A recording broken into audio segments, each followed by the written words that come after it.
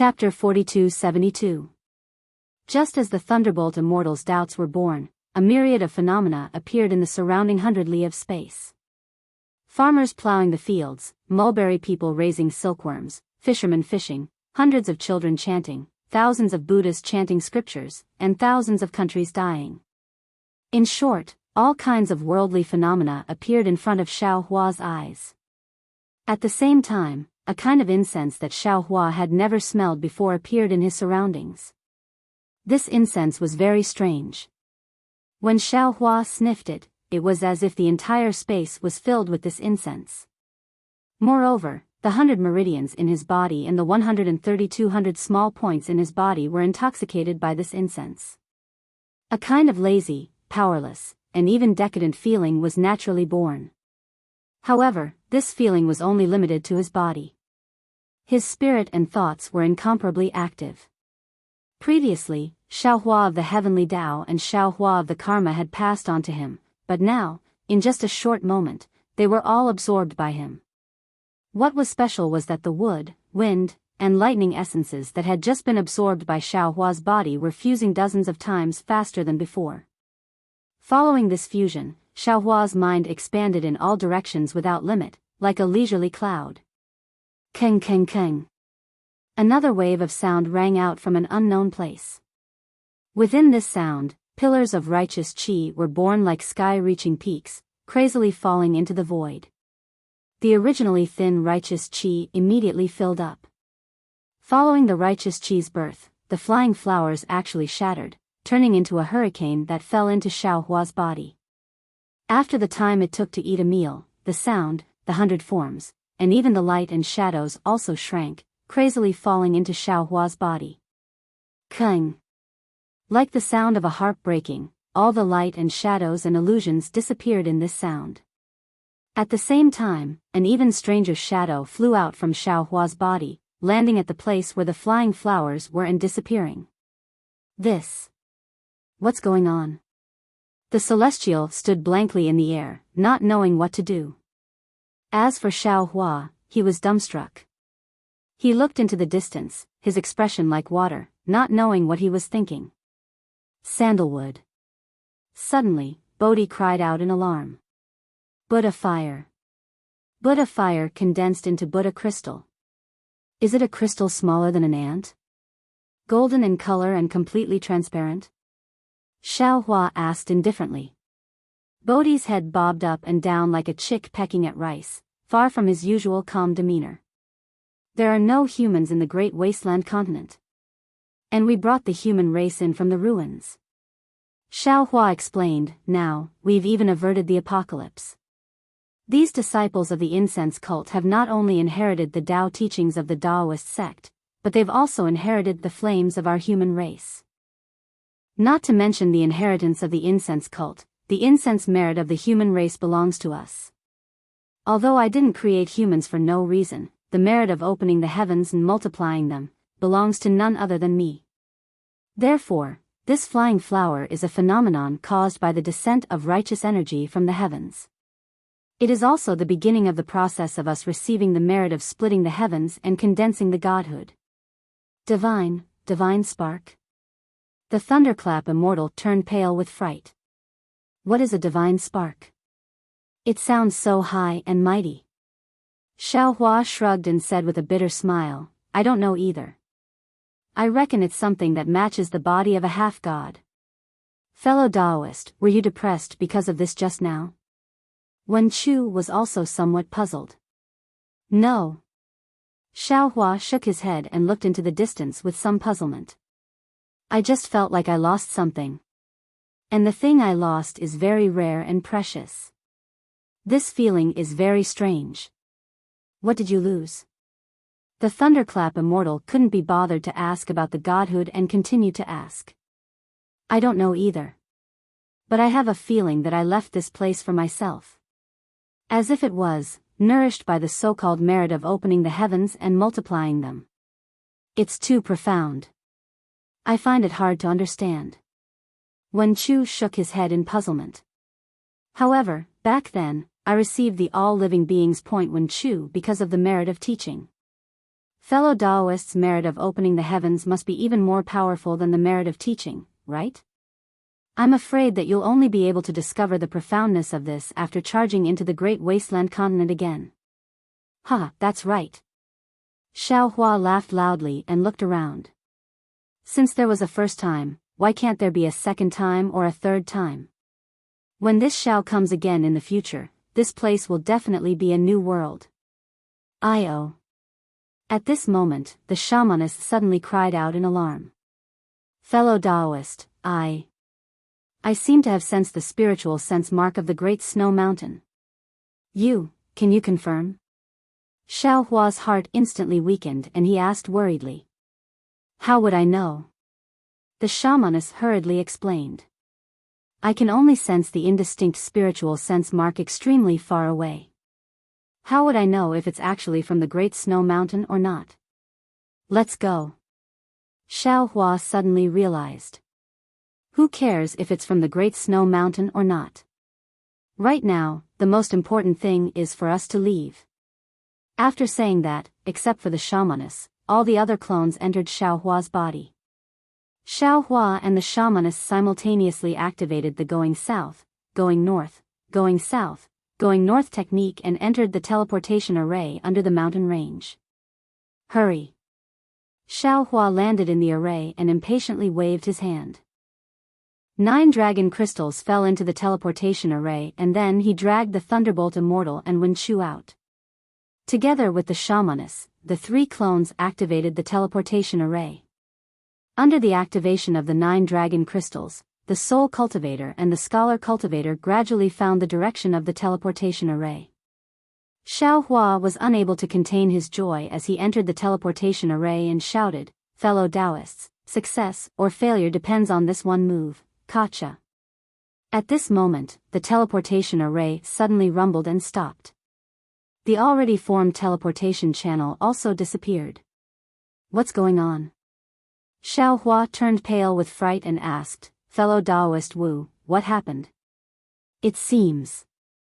The shamaness couldn't confirm and hesitated. The teleportation channel seems to have hit something. What did you hit? Xiao Hua was greatly surprised. He pointed at the dragon crystals that had already turned into powder and said, just hitting something can cause the void channel to collapse? This. I also don't know. The outside of the wilderness is a turbulent flow of time. Anything strange can happen? The shamaness somewhat helplessly replied. It was really strange. The scene he saw when he fell into the wilderness that day suddenly appeared in Xiao Hua's mind. It was a light and shadow. A thin and tall figure appeared in it. That figure was lying helplessly, holding the sword embryo in its right hand, as if it had already fainted. Beside the figure were the black dog and the yellow marten. After this light and shadow appeared, suddenly an indescribable ripple extended behind the figure. It was similar to the fluctuation of the teleportation channel Xiao Hua used to enter the wilderness. But now that he thought about it, this fluctuation came from behind the light and shadow. In other words, it rushed out from the wilderness. How could it possibly collide with the teleportation channel Xiao Hua entered? That day, when the fluctuation collided with the teleportation channel the light and shadow was in, it produced a strange change. The light and shadow shook and quickly disappeared. Now that he thought about it, he was afraid that it fell into the forward ripple, which was the direction of his teleportation channel. Could it be? Xiao Hua's heart was greatly shaken. Could it be that the thin and tall figure, is this Xiao who still hasn't obtained the Dawn Rain continent?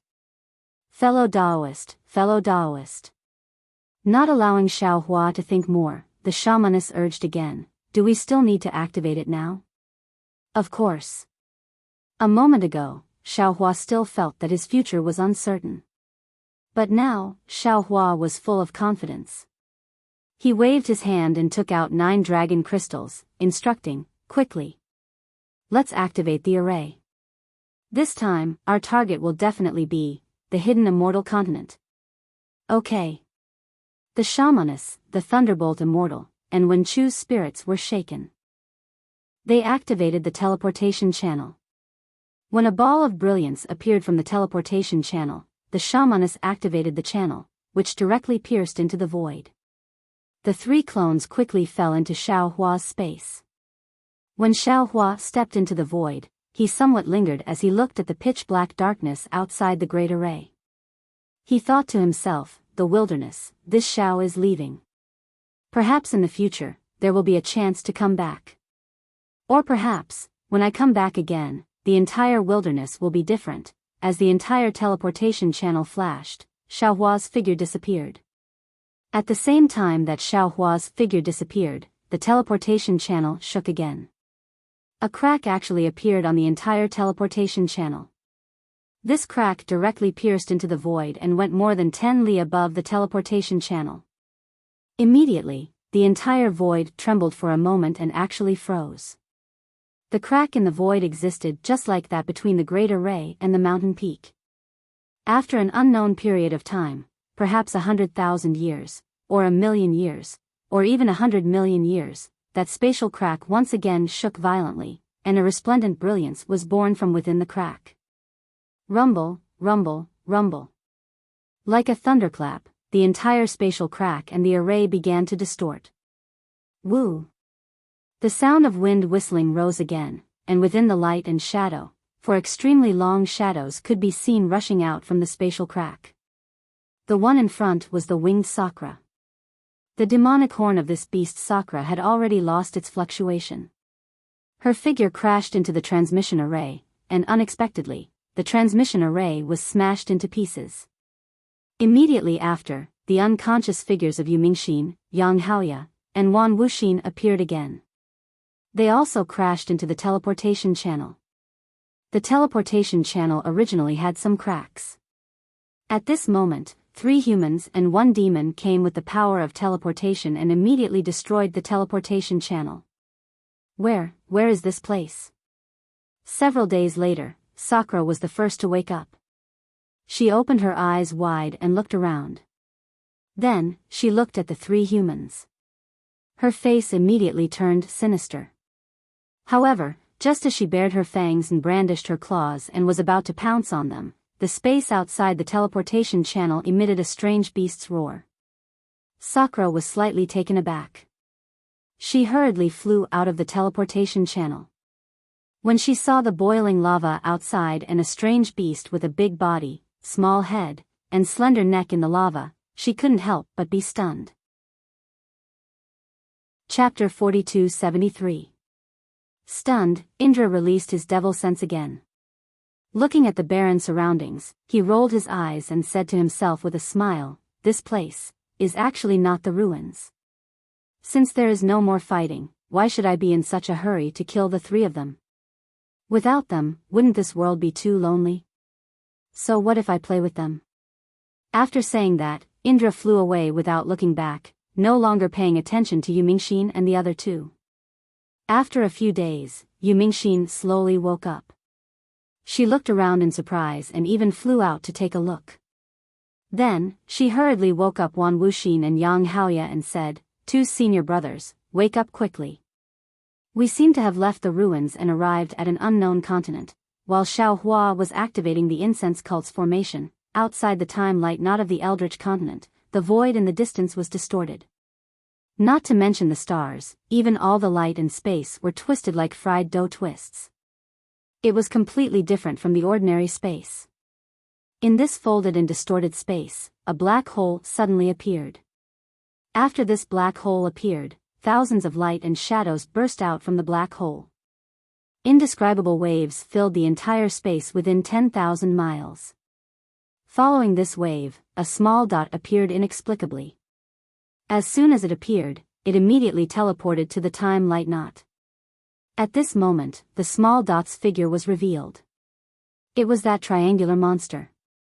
This monster was still spinning and had not stopped, but its huge eyes had already opened slightly. When the eyes opened, the folded and distorted space before the light and shadow rushed towards the time light knot again. Everything within 10,000 miles was covered in it. Behind this huge eye, there was also an even deeper distorted space like a huge tail. The range of this space distortion was so large and so long that there was an extremely large amount of space distortion. Not to mention space cracks, even space collapses could be found everywhere. This kind of collapse and crack affected countless boundaries and barriers.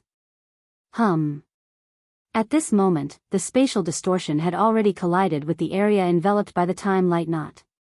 Although it had yet to truly collide with the light knot, countless specks of light appeared within several 100,000 kilometers.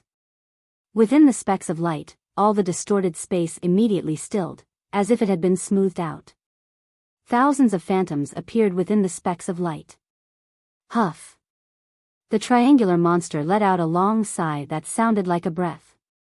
Fist-sized bubbles appeared once again within a radius of hundreds of thousands of kilometers.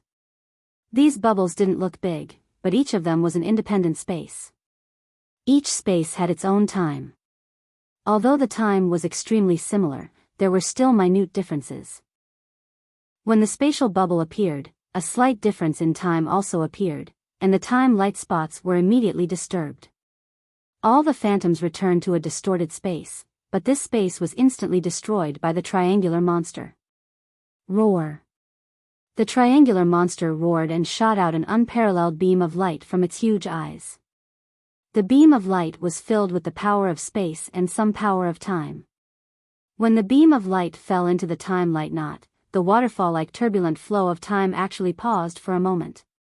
Where it paused, the countless phantoms actually condensed together. At this moment, the triangular monster suddenly disappeared. When it reappeared, it actually turned into a phantom and inserted itself between the phantoms that were about to solidify. However, it was only for a moment. The stagnation of the turbulent flow of time was broken by an even more powerful power of time. The phantoms that had condensed once again dispersed, and the entire time light knot returned to its original state. Just as the time knot was activated, the silhouette of a teleportation channel appeared within the light knot. This silhouette split into countless copies in an instant. In just a short moment, these countless silhouettes condensed into one at the edge of the light knot and rushed into the void. The black and white silhouette followed the direction that the triangular monster had flown from, and an inexplicable space collapsed at its huge tail. The moment the silhouette disappeared, the entire enormous distorted space began to recede from the distance like a flood. As it receded, all the spatial cracks and spatial collapses were strangely smoothed out. The vast sea of snow seemed to stretch as far as the eye could see. In addition to the snow on the ground, there were also snowflakes in the sky. The snowflakes were like goose feathers, falling all over the sky. They landed on the mountain peaks, in the wilderness, and in the streams that could no longer be seen. The gurgling sound of the streams reverberated in the air, and it was particularly pleasant to listen to in the quiet mountains. Occasionally, the ups and downs of the mountain range would appear in the distance, but it was quickly covered by the nearby mountain peaks. The mountain peaks were not tall, but they were very steep. There were almost no flat paths to climb them. The mountain peaks were not completely covered in snow, and the mountain peaks were not peaceful. As the north wind whistled, it had long blown away the only warmth in the mountain peaks, and the snowflakes that filled the sky also frantically avoided it.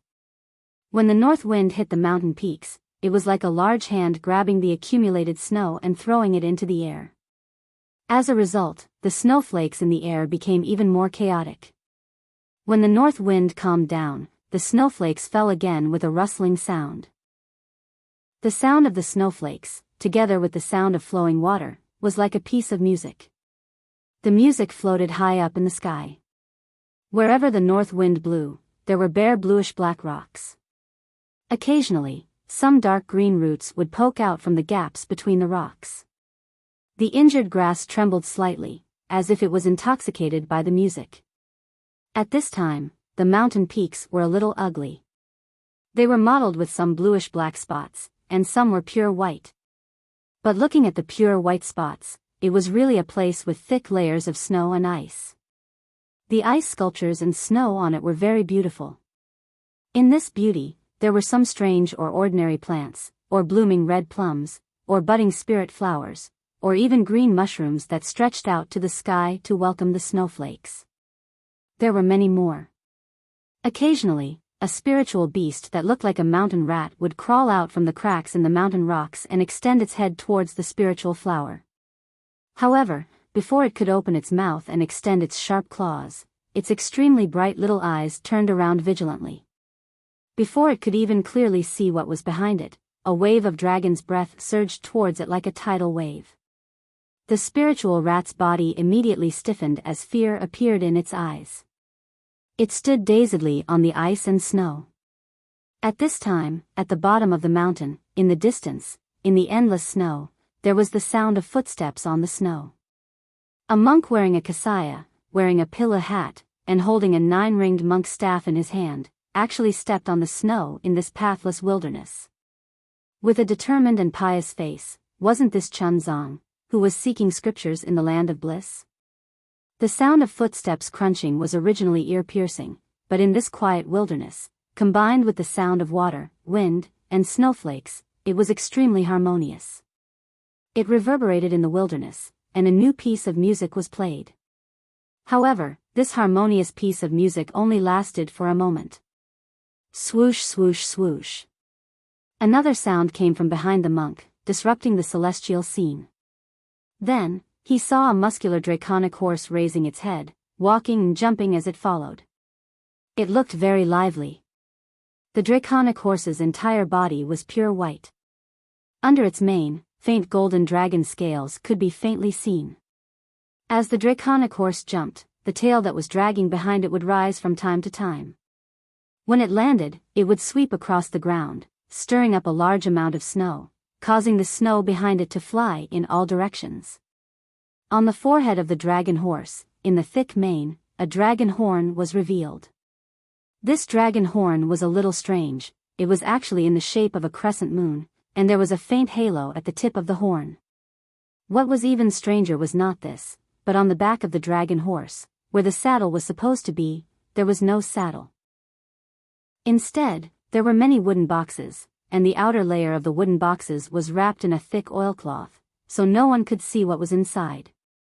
The wooden box made a dull sound as the draconic horse jumped.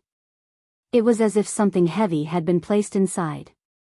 Just as the dragon horse passed by, before the flying snow could fall, another huge fire ape followed. This fire ape had an indifferent look on its face. Although it appeared to be indifferent to everything in the world, it allowed the snow to fall on its head, body, and even its messy fur to be covered in snow. The fire ape carried a magic wand on its shoulder, and its hands were placed on the wand. In its mouth, there was a withered grass root, and it was chewing on it in boredom. Although the fire ape's body emitted a kind of carefree aura, its eyes were fixed on the monk in front of the dragon horse, and it was releasing its yuan sense from time to time to be alert of the surrounding situation. This fire ape was no other demon, it was Yuan Tong Tian. After Yuan Tong Tian passed by, the snow fell, and another cultivator with thick eyebrows and big eyes, dressed in battle armor, walked over with large strides. This cultivator looked at the snow that had just fallen, and his face was filled with disdain. However, he only snorted, and his breath was like a gust of wind, blowing away the remaining snow. He didn't say anything, and looked at the nearby mountain peak with interest, as if he was admiring it. Chunzong walked in the snow with difficulty. His cloth shoes were already covered in mud and snow, and now they were soaked. Even the lower half of his monk robe was soaked in water, swaying slightly in the wind. Chunzong walked a few steps, then paused for a moment. He stood there and took a few deep breaths, then gritted his teeth, and continued to walk forward. Seeing this, the dragon horse behind him opened its mouth and said in human language, "Monk, do you still think of me as a disciple? I followed you from so far away just to be your mount. How could you turn a blind eye to me? It's fine if you can fly, but you only know how to walk with your feet. I am the Eastern Sea's 10th prince. Do you think it's easy for me to serve you? You want me to put my face as the 10th prince? It's fine if you don't ride me, but you put these tattered scriptures on my back. I clearly told you that I have a dragon shell here. Isn't it better to put these tattered scriptures in the dragon shell than anything else? If you don't have a chinkuan bag, but with our friendship, I can give this dragon shell to you." Chapter 4274. Amitba. Chunzong did not even turn his head as he chanted the name of Buddha and continued to walk forward. The Confucian cultivator behind Yuan Tongtian retracted his gaze from the distant scenery and glanced at the dragon horse behind Chunzong. He sneered and said, "One of the requirements of sutra seeking in nirvana is for a monk without any divine powers to walk step by step to Lane Temple, then from Lane Temple to Longevity Town. If the monk rides you, how can he seek in nirvana? I really don't know what the East Sea Dragon Palace is thinking. Since they want you to get a share of sutra seeking in nirvana, why do they want you to transform into a dragon horse? Even if you meet demons, you can't fight them. You can only be a decoration. Could it be that you've made a mistake and you can only be a horse before you make up for it? Damn it." Hearing the Confucian cultivator's words, the dragon horse jumped up like a cat whose tail was stepped on. He turned his head and shouted, "Who said I made a mistake? Who said I made a mistake? Do you think I want to accompany you here and walk around like a lunatic? I'm willing to wear the white dragon suit and turn into a horse. What can you do about it? Being a horse for the monk is the dragon palace giving face to the Buddha Lord and the immortal emperor. Besides, the monk is not a monk without any divine powers. He has been walking for more than 200 years. If he didn't have any divine powers, he would have turned into a skeleton." "Shut up." Yuan Tongtian scolded impatiently, "If you two continue to talk nonsense. Do you believe that I won't beat the two of you to death? How dare you, how dare you?" The dragon horse became more anxious and shouted, "Why don't you try beating me? Why don't you try beating me? You're just a fire ape with no background. Just because you flattered the monk earlier, you actually became my senior brother. Why don't you take a piss and look at your own face? What qualifications do you have to be my senior brother?" Amitba. Chunzong, who was walking in front, finally could not stand it anymore. He turned his head and scolded, "Zhenfeng, you broke the mouth precept again." Bah. The dragon horse who was called Zhenfeng spat. A big mouthful of dragon saliva fell into the snow and smashed a big hole in the ground. Then, he continued to scold, "I've violated many commandments. Not only the verbal commandments, but also the commandments of anger, lust, and so on." When Chunzong heard this, his expression changed. He said indifferently, "If that's the case, then I—" "Oh, master." Lama Zhenfeng hurriedly changed the topic and trotted over to Chunzong, saying with a smile, "Disciple was just playing with senior brothers. Don't you feel that it's very lonely in the wilderness and the sea of snow? Wouldn't you be happy if your disciple and senior brother were to entertain you?" Then Dragon Horse Zhenfeng turned around and said to the scholarly cultivator as if asking for help, "Isn't that right, senior martial brother Zhenhan?" Zhenhan's face was filled with contempt and disdain, but he still said, "That's right, junior brother's temper is like this. He also wants to do something for master and doesn't want to lose face in front of master. Master doesn't look at the monk's face but looks at the Buddha's face. You don't look at merit but look at hard work. No matter what, he has accompanied master for more than 100 years. From the eastern sea to the western paradise and then to the Lane Temple, he can be considered to have worked hard. Now that the four of us have obtained the sutra, we're already on our way back. You're kicking him out of the sect for such a small matter, isn't that too unreasonable? Zhenhan, do you really think so?" Yuan Tongtian's eyes were filled with ridicule as he couldn't help but ask. "Zhenkong." Seeing the change in the expressions of Lama Zhenfeng and Confucian Zhenhan, Chunzong hurriedly rubbed his stomach and said, "Master is a bit hungry. There's no village or shop here. I don't know where I can find food. Can you find something for master to eat?" "Yes, master." Chunzong immediately agreed. Then, he glanced at Lama Zhenfeng and Confucian Zhenhan and said indifferently, "You two protect master, I'll be back soon." Go, go." Zhenhan waved his hand indifferently, "This nirvana is a pure land of Buddhism. How could there be any demon race or Taoist cultivators? That's right, go quickly. If you starve master, can you bear the responsibility?" Lama Zhenfeng echoed. Yuan Tongtian, whose Buddhist name is Zhenkong, slightly raised the corner of his mouth.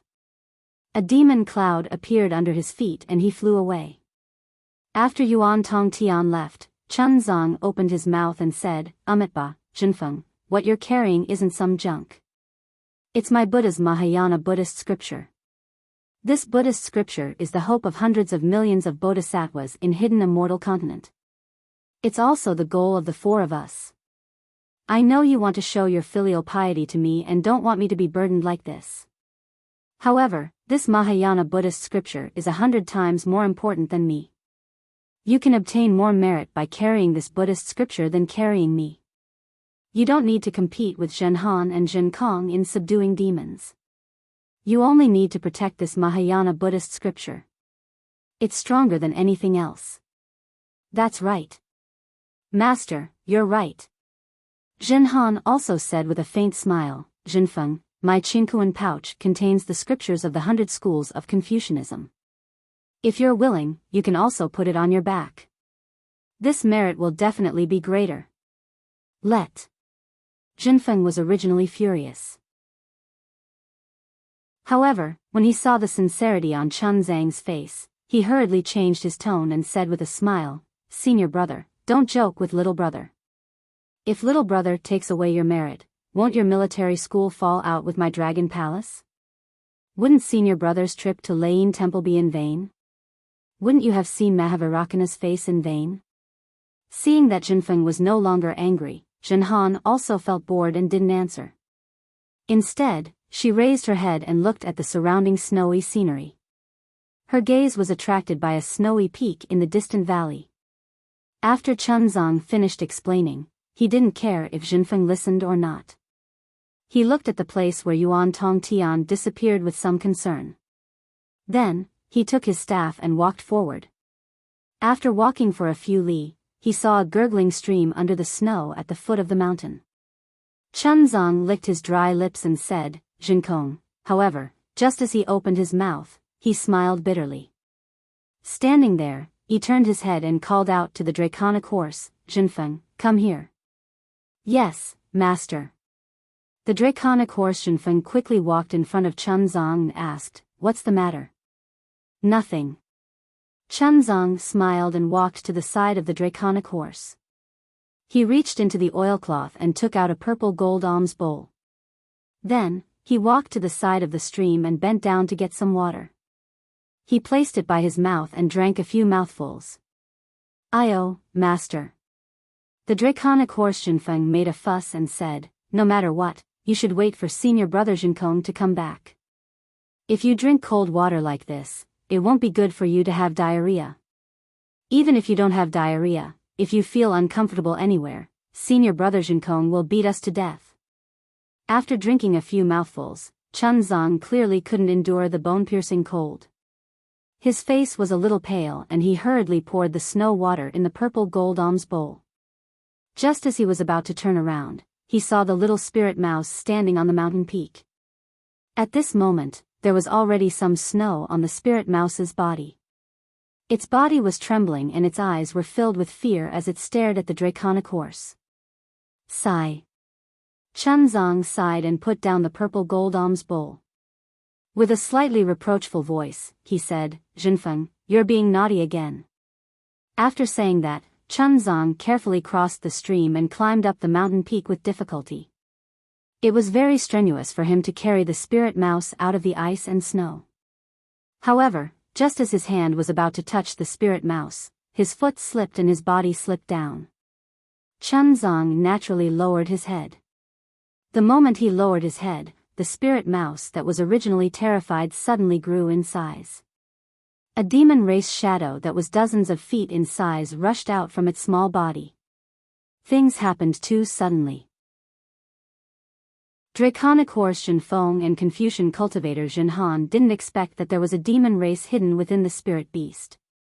Their faces turned pale with fright. Just as they were about to make a move, an extremely familiar voice sounded in the air, Master, be careful. Immediately, a wave of staff shadows appeared out of thin air and fell on the demon race's shadow. The shadow didn't have time to resist before all the shadows were smashed into the spirit mouse's body.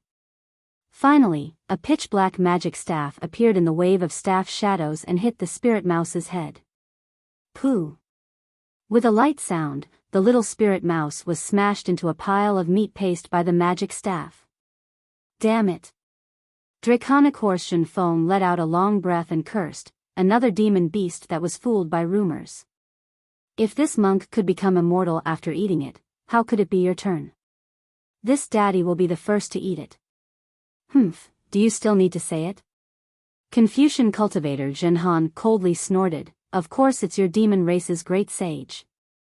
They don't want to see the sutra seeking extreme bliss be completed smoothly. If they don't cause some trouble, how can they be at ease? What does the demon race's great sage have to do with my dragon palace of the four seas? This daddy thinks, it's your Confucian family. Draconic Horse Shenfeng retorted, they don't want the sutra seeking extreme bliss to be completed. Shen Kong. Chunzong didn't care about the two's battle of words. His face was a bit green as he looked at the sky with an unkind tone and asked, what are you doing? Why are you starting a massacre again? At this moment, Yuan Tong Tian had already descended from the sky with a tall peach tree on his back. The large peaches on the branches looked very tempting. Hearing Chun Zhang's question, Yuan Tong Tian didn't care and casually replied, that's a demon race's phantom beast. He's hiding in the spirit mouse's body and wants to eat you. How is that possible? Chunzong looked at the mangled corpse of the spirit mouse and was so angry that his lips trembled. Master was clearly looking at the spirit mouse. When did the phantom beast appear? Monk. Yuan Tong Tian sized up Chunzong and said, that phantom beast appeared when you lowered your head. You don't have spirit sense and don't know the eye-clearing technique, so naturally you can't see it. If you don't believe me, you can ask your two disciples. Chapter 4275. Ahem ahem. Senior brother Zhenhan, your battle armor looks really mighty. I wonder which blacksmith master of the immortal palace forged it. Draconic Horse Shenfeng coughed and looked at the armor he had been looking at for close to 200 years. He seemed to have discovered something strange and hurriedly asked Zhenhan. Zhenhan said in all seriousness, is there a need to ask? Naturally, it was forged by the #1 blacksmith master in the world. Oh, why don't you guess who the #1 blacksmith master in the world is? Ayaya, this is not easy to guess. Draconic Horse Zhenfeng's face was as if he was thinking hard. Seeing Zhenfeng and Zhenhan talking about him, Zhenkong smiled coldly and didn't say anything else. However, Chunzong didn't intend to let him go and said, Zhenkong, even if there was a phantom beast, it was enough that you subdued it. There was no need to kill it, right? Moreover, this spirit rat wasn't a phantom beast. What was the point of killing it? Monk. Zhenkong was somewhat impatient and said with a frown, my strength is limited. It's not possible for me to subdue the phantom beast without injuring you. It's already not bad that I was able to kill it before it could kill you. Zhenkong, how many times have I told you in the past 200 years? Buddhist disciples should be compassionate and respect life. When we need help, we should always be kind. When we sweep the floor, we're afraid of harming the lives of ants.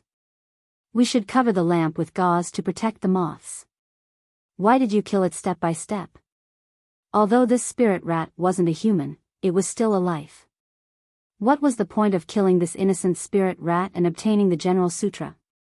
Monk. Zhenkong seemed to be used to this, and he didn't get angry. He only said, the phantom beast has already borrowed the spirit rat's flesh, so killing the phantom beast is equivalent to killing the spirit rat. Moreover, even if I don't touch the spirit rat after killing the phantom beast, it won't live past today. That's right. Since you knew that the spirit rat would die if the phantom beast died, why didn't you think of a way to subdue the phantom beast? Chunzong asked in a somewhat forceful manner. It's good to have this phantom beast submit to our Buddhist sect. Monk, I've already beaten and killed those that should be killed. Tell me what to do. Zhenkong was so angry that he laughed and retorted. You have no idea how many living beings you have killed along the way. Chuanzong sighed.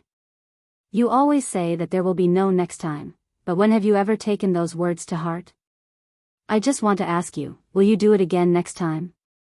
Monk. Zhenkong tossed the peach tree to the ground and calmly replied, "Don't ask me about this. Ask the demons and humans who want to take your life. As long as they don't want your life, I definitely won't do anything. But if they want to hurt you, I won't show any mercy." Hearing Zhenkong's words, compassion appeared in Chun Zhang's eyes. All the living beings who had died under Zhenkong's magic wand in the past 200 years appeared in his mind. He could not help but say, "Since that's the case, you, go, master." Seeing that Chun Zhang was about to chase Zhenkong away, Zhenhan hurriedly took a few steps forward and plucked a peach from the peach tree. She handed it to Chun Zhang and smiled. "Look, the peach senior brother found is even more juicy than the immortal peaches in the immortal palace. Why don't you try it?" Chun Zhang looked at the juicy peach. In the end, he could not harden his heart and sighed. "Forget it. This is the last time. If there is a next time, I don't need to say anything, whatever." Xian Kong did not care at all. He waved his hand as if he was chasing away a fly. "Do whatever you want." If it wasn't for Master, Zhen Kong immediately stopped and looked at Zhen Feng and Zhen Han. The two of them perked up their ears and waited for him to continue. Thus, Zhen Kong shut his mouth for a moment and continued. "Otherwise, who would have the patience to protect you for 200 years? Zhen Feng and Zhen Han could not help but feel slightly disappointed when they saw Zhen Kong being so tight-lipped. They glanced at each other and sneered. They had the same question. Just where did Zhen Kong come from? Just which great saint was behind him? However, it had been more than 200 years and they did not see any clues. In Chun Zhang's eyes, the so-called sutra seeking extreme bliss was a process of seeking the gospel for the millions of Buddhist people in the hidden immortal continent. However, in Zhen Feng and Zhen Han's eyes, it might not be so. Perhaps it was just a game to obtain merits and benefits. Therefore, it was very important to have a place in the sutra seeking extreme bliss.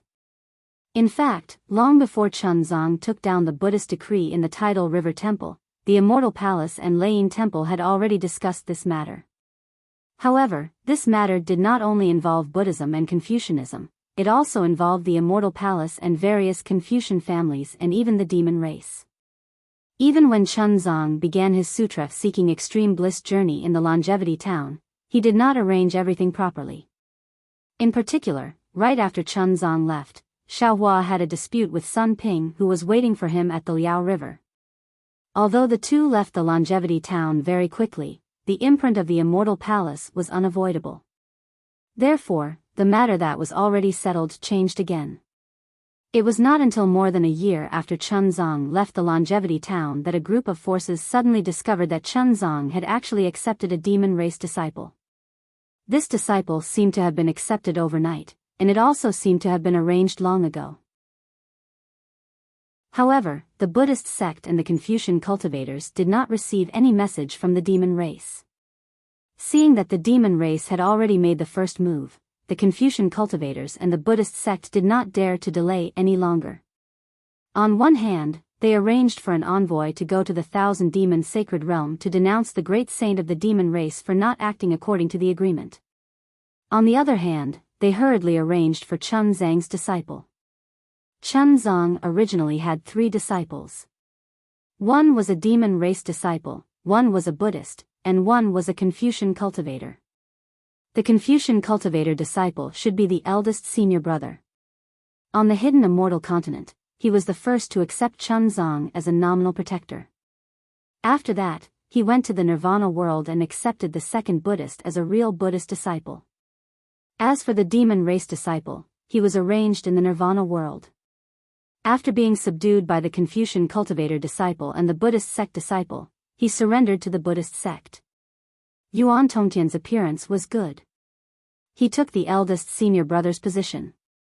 This Confucian cultivator could only be the second senior brother. The second senior brother was Shenhan. He was originally the son of the military family and was called Sun Zihan. The status of this Confucian cultivator disciple originally did not belong to the Sun family. Instead, the Immortal Palace gave it to the Dongfang, Shimen, Nangong, and Baiming, 4 big families. However, the status of the eldest senior brother was already gone. The enthusiasm of the 4 big families to compete for the status also disappeared instantly. The 4 big families also did not have any disciples who were willing to be a fire ape's junior brother. Therefore, the status was given to the Sun family again. Under the instruction of the Immortal Palace, the Sun family chose Sun Zihan. At first, Sun Zihan was convinced by Yuan Tongtian. However, in the end, it was because of Yuan Tongtian that he had the opportunity to enter the Nirvana world to seek scriptures. He was still grateful to Yuan Tongtian from the bottom of his heart. Therefore, on the hidden immortal continent, he was courteous to Yuan Tongtian. However, the essence of this kind of courtesy was a kind of pride as a human cultivator. However, in the following few years, Yuan Tongtian's protection of Chuanzang came from the bottom of his heart. He even risked his own life to save Chuanzang. It was very different from what he thought. Zhen Han could not help but feel a little surprised. Moreover, Yuan Tongtian did not care about some of his little tricks at all. Even if he was captured by some Taoist cultivators and wanted to kill him in front of Yuan Tongtian turned a deaf ear to it. Therefore, Zhen Han was completely relieved of Yuan Tongtian. Moreover, this demon clan's Yuan Tongtian was indeed very resourceful. He was much more powerful than Zhen Han. On the hidden immortal continent, almost all the work was done by Yuan Tongtian. He did not need Zhen Han at all. After watching for a while, Zhen Han got used to it. He also adjusted his attitude. Being the second senior brother was fine. Anyway, he was also here to gain merit. However, at this time, strange news came from the Thousand Demons' sacred territory. The demon clan's great sage did not take action at all. The disciples arranged by the demon clan were still waiting to be subdued by the Confucian cultivators and Buddhist sect disciples. Chaos, chaos, this was Zhen Han's mood when he heard the news from the Immortal Palace that day. He was almost impulsive that day. He wanted to ask Yuan Tongtian where he came from. Could it be that he jumped out of a stone? However, as a Confucian disciple, he still had the self-restraint and patience. He did not open his mouth and only watched coldly. The Immortal Palace and the Buddhist sect were shocked and they received the news. They never thought that there would be a fourth force besides the demon race, the Confucian cultivators, and the Buddhist sect that would disrupt their plans. The first thing they thought of was the Tao sect, the Tao sect cultivator who called himself the primordial chaos ancestor. However, they did not understand how the Grand Mist ancestor could know about the arrangement of the sutra seeking nirvana.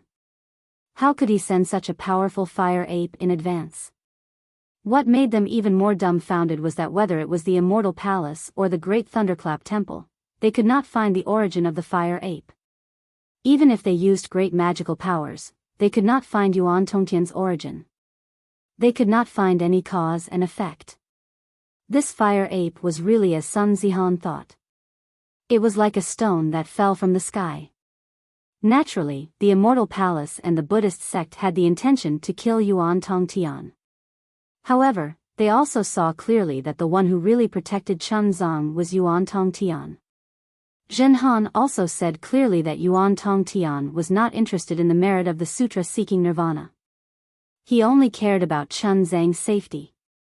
Moreover, the one who accepted Yuan Tongtian was Chuanzang himself. In other words, this was Chuanzang's own choice. It had nothing to do with the Buddhist sect, Confucian cultivators, or the demon clan. Since it was Chuanzang's choice, the Buddhist sect and Confucian cultivators had to consider more for Chuanzang. After all, the heavenly Tao was flawed. Out of 50, one would escape. Perhaps Chuanzang was that one who escaped. In the end, the one who settled this matter was naturally the Mahavairakana revered Buddha.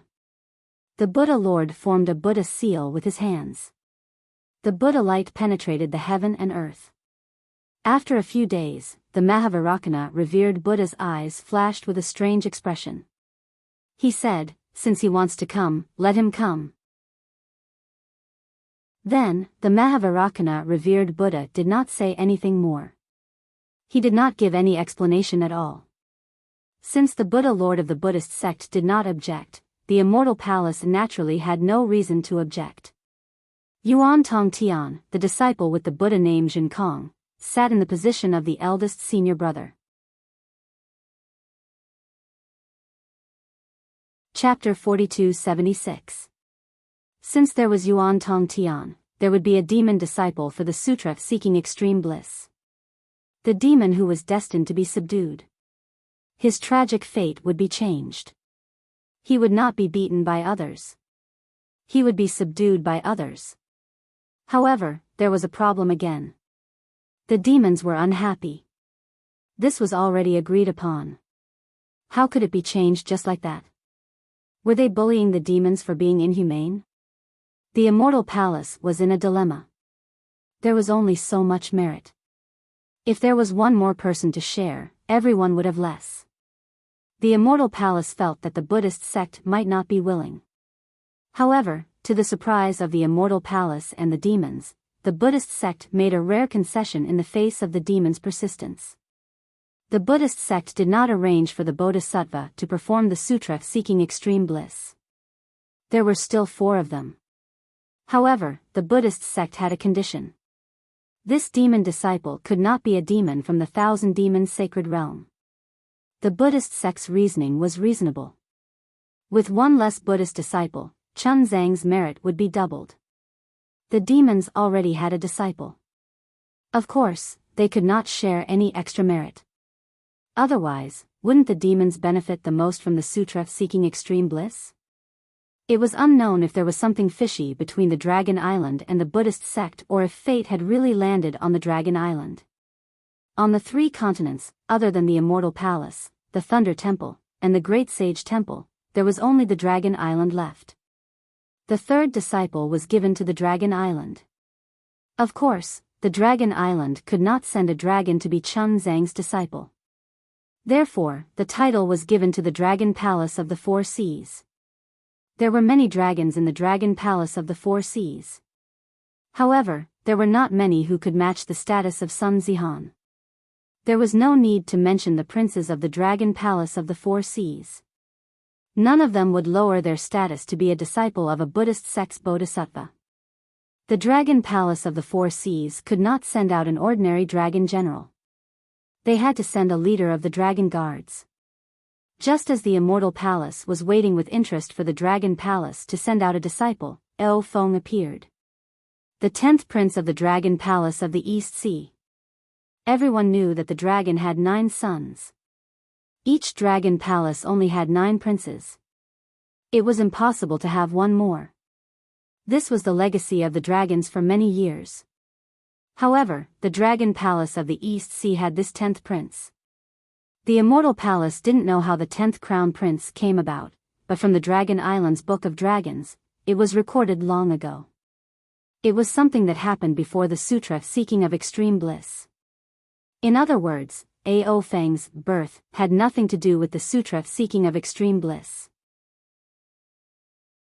Since the 10th prince had nothing to do with nirvana scripture seeking, the Immortal Palace immediately understood the reason why the 10th prince revealed his identity. Whether it was the Dragon Island or the East Sea Dragon Palace, one of them must have found the Lane Temple and given Ao Feng the opportunity to appear in the 3 continents, giving him the opportunity to be recognized by the dragon tribe.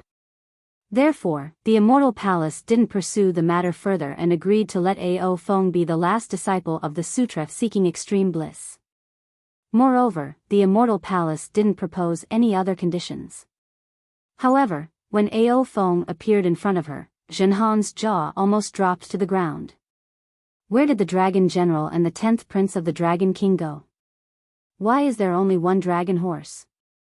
Didn't they say that Xuanzang could only rely on his own strength to travel from Longevity Town to Lane Temple and then back to Longevity Town from Lane Temple? The East Sea Dragon Palace sent a dragon horse over. It could not carry Xuanzang, nor could it fight. How could it split the merit?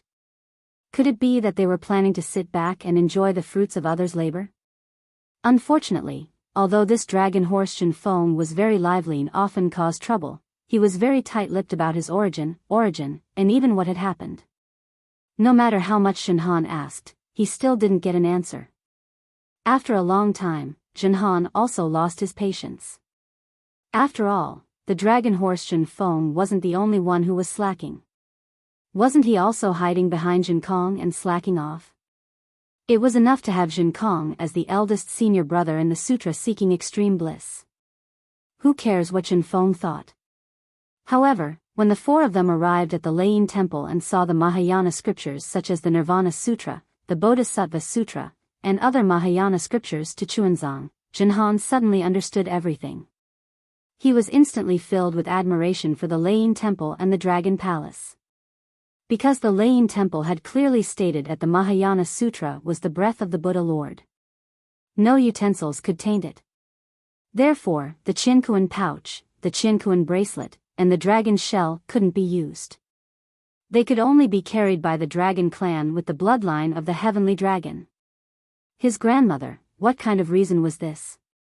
This was clearly giving merit to dragon horse Jinfeng. Unfortunately, this dragon horse Jinfeng seemed to be a simpleton. He didn't understand anything and only wanted to carry Chuanzang. Jinhan wished he could knock dragon horse Jinfeng's head on behalf of the Dragon King of the Eastern Sea Dragon Palace. Did you know that your father had done so much for you? Today, Chuanzang was forced to tell the truth. Looking at dragon horse Jinfeng's attitude, he didn't seem to care at all. Jinhan couldn't help but despise him. However, Jinhan couldn't help but defend Jinfeng. After all, two people slacking off, it was better than one person being inconspicuous. As for Chuanzang's origin and the relationship between Chuanzang and Jinkong, even though Jinhan had followed them for more than 200 years, he still didn't understand. It wasn't only Jinhan who was confused. Even the immortal palace was shrouded in fog. No one could see the truth. Long before Chuanzang revealed the Buddhist decree, or even when Chuanzang might reveal the Buddhist decree, the immortal palace had already begun to investigate Chuanzang's origin. However, the result left the immortal palace very puzzled. Chuanzang was like a Buddha descending from the heavens, riding on the wooden basin of nirvana. Before the small golden river of the Golden Mountain Temple, Chuanzang's shadow didn't seem to exist in the pure land of ultimate bliss. Since then, Chuanzang's shadow seemed to have covered the entire pure land of ultimate bliss. Moreover, everything was seen clearly by the immortal palace. There weren't any traces of the Mahavairakana revered Buddha doing anything. Chuanzang appeared out of thin air. Of course, not to mention the immortal palace, even Jinhan didn't believe that Chuanzang had no relationship with the Mahavairakana revered Buddha. Otherwise, how could such great merit be given to Chuanzang? However, the experience of the past 200 years told Jinhan the truth. Chuanzang didn't know the truth behind this pure land of ultimate bliss. This wasn't the final truth. The truth that Jinhan didn't understand the most was that Chuanzang didn't seem to recognize Jinkong, who had risked his life to protect her. Not only did Chuanzang treat Jinkong, Jinhan, and Jinfeng equally, he was also very dissatisfied with Jinkong killing monsters and Taoist cultivators. Since a long time ago, he had been talking non-stop about chasing Jinkong away. Jinhan was about to go crazy. For the sake of Jinkong, the Buddhist sect, the immortal palace, and the monster race had engaged in a game. Dragon Island had even joined in. Now that the candidate for the pure land of ultimate bliss had been decided, you actually wanted to change it. Did you think that you had the final say in this pure land of ultimate bliss? Moreover, if Jinkong was chased away, the heavy responsibility of eliminating monsters and demons would fall on Jinhan's shoulders. How could Jinhan be willing? Although the outcome of the pure land of ultimate bliss had been decided, no one could guarantee the process. Anything that one worried about would happen would definitely happen.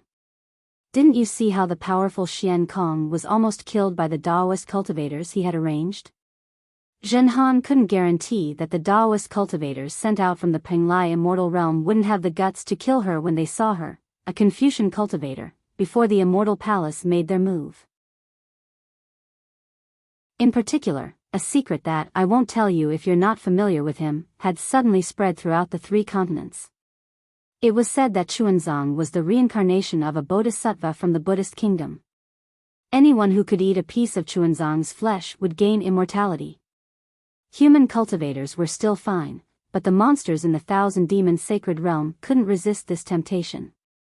One after another, they rushed out from their secluded lairs, wanting to realize their beautiful dream of immortality.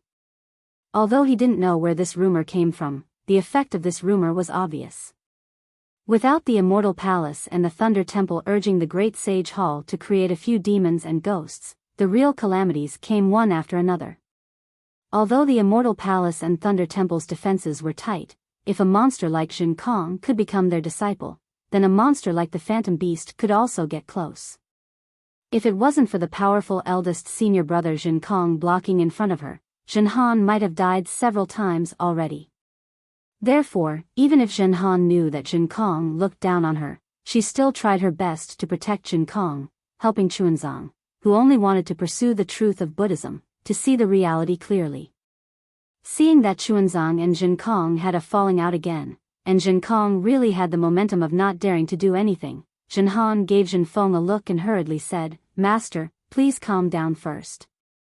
This is all my disciple's fault. Eldest senior brother went to look for food for you, but we actually squabbled on the side, causing you to be in danger. Come, quickly try this peach, it's really delicious." "That's right, master." Dragon Horse Jin Feng also said, "Eldest senior brother has worked hard and made great contributions. For the past 200 years, haven't we relied on eldest senior brother's abilities to safely reach this place? Seeing that the Western Paradise is about to end, and we have to return to the hidden immortal continent, how can you bear to let eldest senior brother leave? Just now, not to mention eldest senior brother, even my heart was about to jump out. After all, that Phantom Beast had already pounced on Master's head.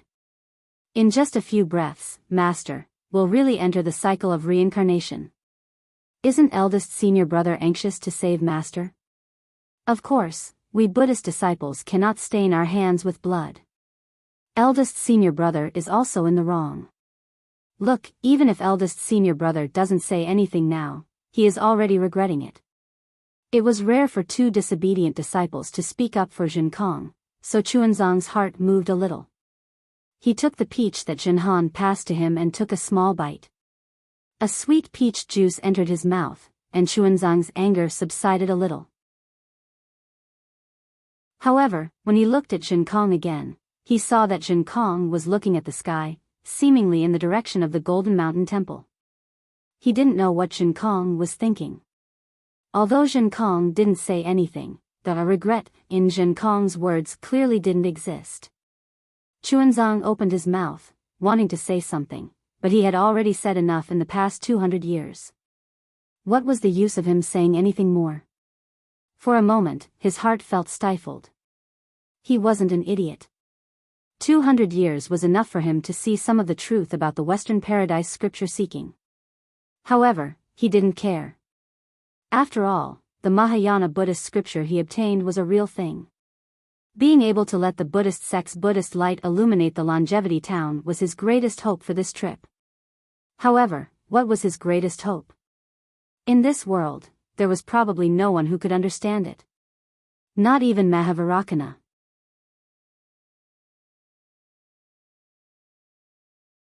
Chapter 4277. Thinking of this, Xuanzang lost his appetite. He raised his head and looked towards the west. Other than a tall snow mountain, there was only the gloomy sky. Snowflakes were still falling from the red clouds, showing no signs of stopping. The gloomy weather was a day that made people angry. "Let's go." Xuanzang finished the peach in a few bites and carefully buried the peach pit in the snow. "Master, you should eat a few more." Zhen Han chased after him and said, "There are so many peaches. If you don't eat them, wouldn't it be a waste? You guys eat them or leave them for the next meal." Chuanzang didn't even turn his head. He leaned on his staff and walked forward. Zhenhan faintly smiled and nodded, "Yes, master." After saying that, he waved his hand and the peach tree immediately landed on Dragon Horse Jinfeng's back. It smashed the tarpaulin, as if the book under the tarpaulin wasn't the scripture. However, Lama Jinfeng wasn't going to let it go. He jumped and tried to throw the peach tree off while cursing, "Damn it, I'm still the Eastern Sea's 10th prince. How can you throw a peach tree on my back? You clearly have your own Qinkuan bag. Can't you just put it in there? What do you know?" Seeing that Chuanzang had exposed the matter, Zhenhan no longer concealed it and scolded, "This is the food for the next meal. If you don't carry it, who will? If I put it on your back, it will be your merit. If I put it in my Qinkuan bag, it will be dog shit. All of you shut up." Zhen Kong was very impatient and scolded, "Why aren't you hurrying? Do you believe that I won't kill you with my staff? Damn it, why don't you try and kill me? Even this monk doesn't dare to say such words." Dragon Horse Zhen Feng immediately stopped arguing with the peach tree and turned to Zhen Kong. Why would Zhen Kong care about him? He still carried the magic wand on his shoulder and lazily followed behind Chuanzang. "Damned fire ape." Dragon Horse Zhen Feng cursed. Seeing that Zhenhan had also followed, he added, "Damned Confucian cultivator." Unfortunately, scolding was just scolding. After scolding, Draconic Horse Zhen Feng still raised its hooves and followed behind the three. The snowy mountain looked very close, but it took them more than 10 days to reach it. In these 10 days, it was snowing heavily and there was no sign of stopping. Zhenhan raised his eyes to look at the snowy mountain, then turned back to look at the footprints on the snowy ground. The further the footprints were, the more unclear they were. He couldn't help but sigh in his heart. Was it worth it to walk such a short distance for more than 10 days? In the past, as long as he moved his body, the great snow mountain would have already been under his feet. But today, he actually walked over with his feet. However, when Zhenhan turned his head around, he saw that there was no longer a smooth path ahead. There was only a small path leading to the great snow mountain. Zhenhan felt bitter in his heart. How could he not know that this was another test? In his heart, he was already cursing, "Motherfucker, which shameless baldy from the Buddhist sect gave this test? This great snow mountain. Could it be that this daddy has to climb up step by step?" Zhenhan could only curse in his heart. It was impossible for him to not climb up because the sutra-seeking path in nirvana wasn't purely about seeking Mahayana Buddhist scriptures.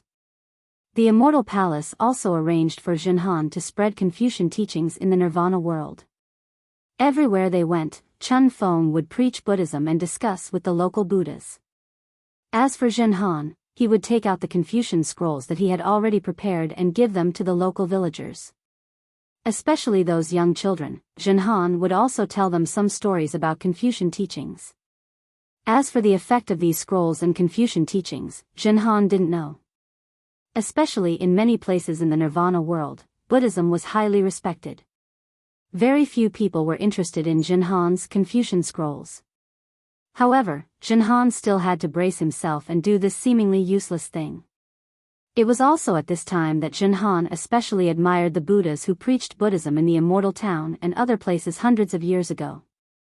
"Your grandmother." Sure enough, there was no need for Zhenhan to say a word. That dragon horse Zhen Feng flew into a rage. "Monk, could it be that you want me to drag these bullshit things up the great snow mountain?" Chunzang raised his head and narrowed his eyes as he looked at the great snow mountain that was almost unreachable. Then, he looked at the snowfield with no way out. There was no fear in his mind. In 200 years, the entire nirvana world had been trampled under his feet. Would he still care about this small great snow mountain? He simply turned a deaf ear to Zhen Feng's roar. He lifted his foot and firmly stepped on the path that was almost inaudible. "I say, monk, you really want to go up?" Dragon horse Zhen Feng was silly. Although he complained, how could he not go up with his strength? He was just afraid of being tired and lazy. But Chunzong was different. He was very clear that Chunzong didn't have a trace of psychokinesis and didn't know any Buddhist techniques. If he wanted to climb up the Great Snow Mountain, it would be 10,000 times more dangerous than him. Master naturally wants to go up. Chunzong didn't turn his head and replied as if it was a matter of course. If you don't want to go up, then you don't have to. Damn it. Dragon Horse Zhenfeng wanted to say something, but when he saw Zhenfeng follow Chunzong and Zhenhan hurriedly walk past him, leaving behind a mysterious smile, what else could he say? He could only mutter, I don't believe that this Great Snow Mountain can't kill a monk like you. Then, he carried the Buddhist scriptures and stepped onto the path with difficulty. Boom.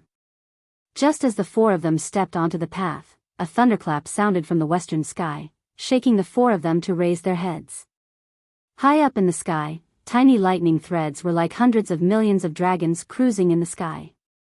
In the center of the lightning threads, there was an abnormal twisting vortex that was either elongated or extended. It even condensed into a strange black hole. In just a few breaths of time, the lightning threads expanded again and rushed towards the Great Snow Mountain. It was like a thunderstorm that covered the entire sky. At the same time, as the thunderstorm roared, the twisting vortex suddenly overflowed like bubbles. A few, dozens, hundreds, and finally tens of thousands of vortexes, spinning rapidly in the thunderstorm. These vortexes were of different sizes and depths, and even their twisting was different. Disciple, what's going on? Chunzong was surprised and turned to ask Zhenkong naturally. How would I know? A hint of surprise flashed in Zhenkong's eyes, and he suddenly felt excited. He didn't feel this excited even when he kowtowed to Mahavirakana in the Thunder Temple. However, he still replied coldly, even if the great saint of the demon clan came, you would still have to walk up the Great Snow Mountain step by step. Chunzong felt disappointed for no reason and was about to walk up the mountain. However, at this moment, at the peak of the Great Snow Mountain, a whimpering sound was also heard. Then, in the sky above the Great Snow Mountain, layers of strange green light appeared and rushed into the void like an umbrella. Then, the lightning that appeared seemed like a dragon that smelled blood, crossing the space and pouncing on the green light. When the thunderbolts fell into the green light, the thunderbolts that filled the sky suddenly disappeared.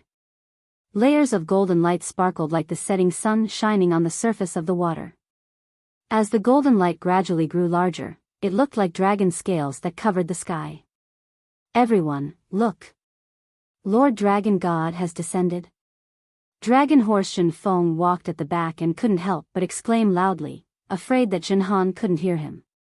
However, before he could finish speaking, Namo Maitreya Buddha, Namo Amitabha Buddha, Namo Dipankara Buddha. The chanting of 10,000 Buddhas appeared again, and the dragon scales turned into a bright Buddhist light. Not only did it illuminate the sky, but it also illuminated the Great Snow Mountain and the snowy plains. At the end of the Buddhist light, countless jade talismans appeared. Within the jade talismans, celestial maidens, celestial flowers, celestial dragons, and various Buddhist fruits appeared one after another. An indescribable Buddhist aura slowly covered the entire Great Snow Mountain, Namo Amitabha Buddha. Seeing this strange scene, the surprise in Chunzang's eyes became even more intense. He chanted a Buddhist mantra and knelt down, kowtowing toward the west. Damn it! Zhenhan narrowed his eyes and looked at this strange scene as if he was admiring the scenery. However, he felt disdain in his heart. What is the Thunder Temple planning? They haven't even reached the Longevity Town, so why did they come with such a big formation? Could it be that this Great Snow Mountain has some secret that I, a Confucian cultivator, don't know? Monk, what's going on? Longma Zhenfeng was extremely disappointed and shouted, how did my Lord Dragon God become a Buddhist kingdom? Not to mention the four of them being inexplicably surprised, even a bodhisattva sitting cross-legged on a six-tusked white elephant in a dilapidated small temple halfway up the Great Snow Mountain also had a look of surprise on his face. This bodhisattva was wearing a 5 Buddha golden crown and a kasaya. His left hand was holding a scepter and his expression was solemn. Wasn't he Samantabhadra Bodhisattva? However, when the dragon scales in the sky turned into Buddhist light, Samantabhadra Bodhisattva's face was filled with ecstasy. He almost couldn't help but mutter to himself, Namo Maitreya Buddha, I really didn't expect that disciple's guess was actually true. Buddha Lord really came to this world. When disciples saw Buddha Lord's body that day, I was still hesitating. Not only did Buddha Lord's cultivation method change, he also didn't have any impression of his previous life. Even Mahavarakana was unable to see through Buddha Lord's origin and was unable to confirm his identity. If disciple wasn't merciful enough to see Buddha Lord's physical appearance, how could disciple recognize Buddha Lord's current physical body? Now, it seems that Buddha Lord must have encountered a great problem during his reincarnation, so he had no choice but to erase his own reincarnation imprint. Fortunately, disciple was arranged by Buddha Lord to come to this world and found the little exquisite temple of Tantric Buddhism that was built tens of thousands of years ago in Lain Temple. Disciple knew that this was the key to Buddha Lord's awakening, so I came here first. Buddha Lord's current physical body hasn't even stepped into the little exquisite temple, yet he was able to trigger the Buddhist kingdom's vision. This little exquisite temple must be where Buddha Lord's physical body is awakening. Namo Maitreya Buddha, disciple has gone through untold hardships to welcome the awakening of the future Buddha Lord's reincarnation. Disciple's great wish can finally be realized.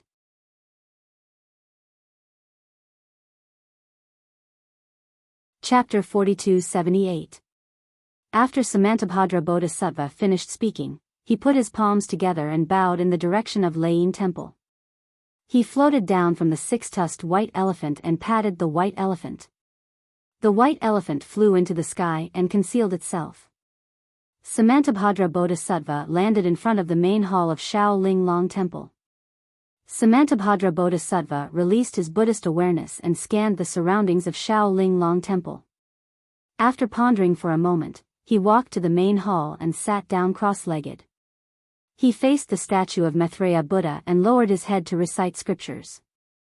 Not long after, 2 strands of Yuan Shen and a ray of clear light swept over. Samantabhadra Bodhisattva didn't even open his eyes and didn't stop reciting the scriptures. He was very clear that this was the Yuan Shen of Jinkong and the others. However, with the strength of Jinkong and the others, it was impossible for them to detect the existence of Samantabhadra Bodhisattva. After an unknown period of time, he heard a series of dull knocks on the door. Chuanzang's voice also sounded, "Is there a senior brother here?" Disciple is Chuanzang of Nirvana Sutra seeking. I'm passing by today and it's already late. I hope senior brother can stay here for the night. Monk. Jinkong's voice sounded at an untimely time. I already told you, this is a deserted temple. There's no one here. Samantabhadra Bodhisattva floated out of the main hall. His body flashed with Buddhist light and turned into an old monk. This old monk wore a strange orange-red outfit and a red hat that looked like a coxcomb. The old monk that Samantabhadra Bodhisattva transformed into also had dark red skin and a face full of wrinkles. Under a pair of snow-white eyebrows, his squinted eyes seemed to be submerged in the wrinkles of time. This old monk was actually very similar to what Xiao Hua had seen in the past. Samantabhadra Bodhisattva stood in front of the main hall and waved his hand unhurriedly. The broom that had been thrown next to the water tank in the corner for hundreds of years fell into his hand. Samantabhadra Bodhisattva looked at the temple gate with interest and then looked up at the sky. At this time, the tens of thousands of vortexes in the sky had exploded. Countless Buddha's light had shrouded the area for tens of thousands of miles. Layers of Buddha's light overlapped, and no one could tell how many layers there were. And within this Buddhist light, countless Buddhist kingdoms began to gradually form. Strands of faith power began to overflow within these Buddhist kingdoms. However, Samantabhadra Bodhisattva was a little puzzled. Within the layers of Buddha's light, there was a similar vortex. These vortexes overlapped with the Buddha's light. The layers of vortexes were hidden behind the Buddha's light and looked rather strange. However, Samantabhadra Bodhisattva didn't have time to look at it carefully. The door of the Shaolin Long Temple was once again pushed open. Zhen Kong's surprised voice rang out. Why is there an old monk here? Could he be a demon? Following Zhen Kong's words, he strode past Chunzang and stood in front of Samantabhadra Bodhisattva. He waved his magic wand in the air and looked at Samantabhadra Bodhisattva vigilantly. Bullshit. What demon? Draconic Horse Jin Feng's voice rang out. In your eyes, there are only two types of creatures in this world. One type won't harm a monk, and the other type will harm a monk. Do you think an old monk can harm a monk? Samantabhadra Bodhisattva didn't care about the quarrel between the two. He only held a broom and swept the snow on the ground. The snow had already been swept away when he entered the Shaolin Long Temple. Now, he only swept away a thin layer of snow. Jinkong's eyes glowed with golden light. He took a closer look but couldn't see anything. However, just as he was about to raise his magic wand, his eyes suddenly lit up as if he had seen something. The corners of his mouth curled up into a mocking smile. Then, he placed the magic wand on his shoulder and moved to the side. Elder. Seeing Zhen Kong move aside, Chunzong quickly walked over and put his palms together. Disciple Chunzong wanted to greet him, but Samantabhadra Bodhisattva didn't seem to see him. He turned around and swept his gaze elsewhere. Chunzong helplessly walked forward and grabbed the broom. He smiled and said, "Old master, you're old. Rest on the side. As for the rest, disciple will help you sweep, oh, little monk." Samantabhadra Bodhisattva's body trembled. He looked up at Chunzong and said, "All right, since you want to sweep, then sweep more." Samantabhadra Bodhisattva let go of the broom and looked at Zhen Kong. His squinted eyes suddenly widened. He pointed at Zhen Kong in shock and shouted, "Demon, demon. Hee, if I'm a demon, then what are you?" Although Zhen Kong saw something, he still didn't show any respect. He rudely retorted. "Ah. He's a demon too." Draconic Horse Zhen Feng was shocked and hurriedly took a few steps back. Samantabhadra Bodhisattva's face turned pale. He pulled on Chunzang's sleeve and shouted, "What? Little monk, your horse can speak human language? It's a demon too." Chunzong held the broom with one hand and supported the old monk with the other. He replied with a slightly loud voice, "Old master, don't be afraid. This draconic horse is this poor monk's disciple. Although it has the appearance of a draconic horse, it's actually a dragon. It's of the same bloodline as my Buddhist sect's guardian heavenly dragon." Monk. Draconic Horse Zhen Feng was unhappy and shouted, "How can your Buddhist sect's heavenly dragon be compared to my Dragon Island's bloodline? Namo Amitba." The old monk was still afraid. His withered vine-like hand tightly held on to Chunzong and shouted, "Since it's a dragon, then it's a demon. I remember that when I was young, my house was next to a river. Dragons would often appear there. Every year, they would eat little boy. That old man." Draconic Horse Zhen Feng was even more unhappy. He almost jumped up and shouted, "That's a flood dragon. To put it bluntly, it's a python spirit. How can it be compared to this old man? Namo Amitba." The old monk's face turned pale. He hid beside Chunzong and secretly looked at Draconic Horse Zhen Feng and said, "You still say that he's your disciple? Look at him, he doesn't even call you master. How can he be your disciple? Such a disciple, what do you want him for? Damn it." Draconic Horse Zhen Feng angrily said, "What does it have to do with you whether I call you master or not?" Zhen Feng. Chunzong finally couldn't bear it and shouted, "Go outside the temple and wait. Don't scare this old man." Draconic Horse Zhen Feng smiled and said, "If master doesn't worry about this disciple carrying the scripture outside, then this disciple will go. Master, you don't need to worry about this." Zhen Han, who had been watching from the side for a long time, immediately walked over and said with a smile, "This disciple will take the scripture from junior brother's back and then let senior brother kick him down the mountain." Zhen Han. Draconic Horse Zhen Feng was somewhat flustered. "You dare?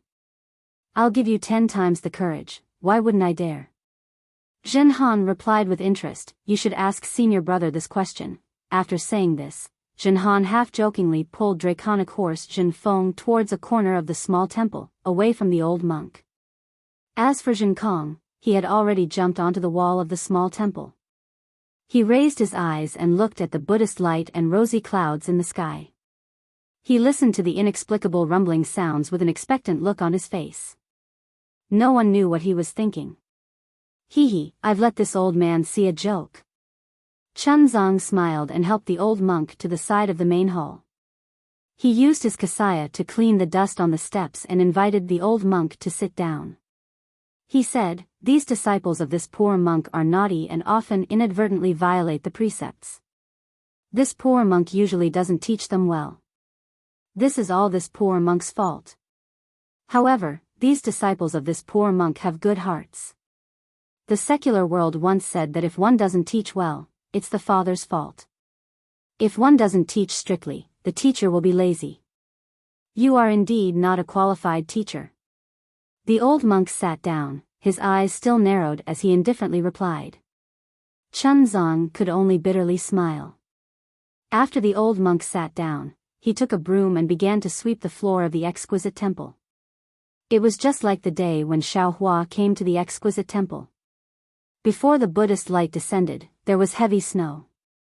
No matter how he swept, he couldn't catch up with the falling snow. After the Buddhist light descended, the dark clouds had already been dispersed and the snowflakes had already stopped fluttering. Perhaps there were still some snowflakes that were unwilling to be left out in the air to join in the fun. However, it was much easier for Chun Zong to sweep.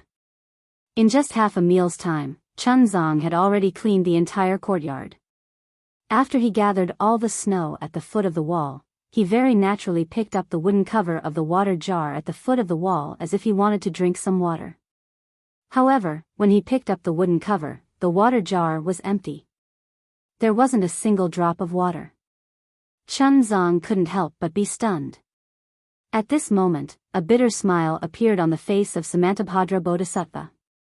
He could casually sweep the snow in the courtyard and make it look like someone regularly cleaned the courtyard. However, he didn't drink water. Why would he think of putting water in the water jar? Shen Kong.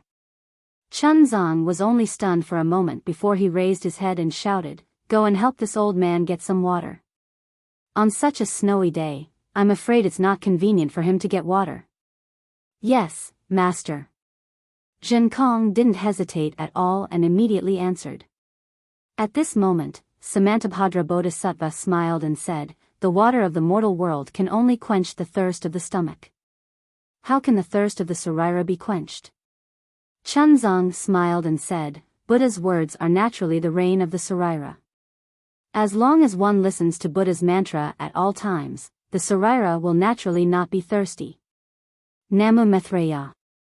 Samantabhadra Bodhisattva put his palms together and bowed respectfully. "You're right. However, what if the Sarira doesn't know how to drink water and listen? What should we do?" "Enlighten." Chun Zong didn't hesitate. Enlighten and enlighten. Follow thousands of miles without fear. Take one step at a time and you'll naturally see Buddha's true appearance. "Alright, please." Samantabhadra Bodhisattva took a deep breath and stepped aside. He raised his hand and gestured, "Please take the first step to see Buddha."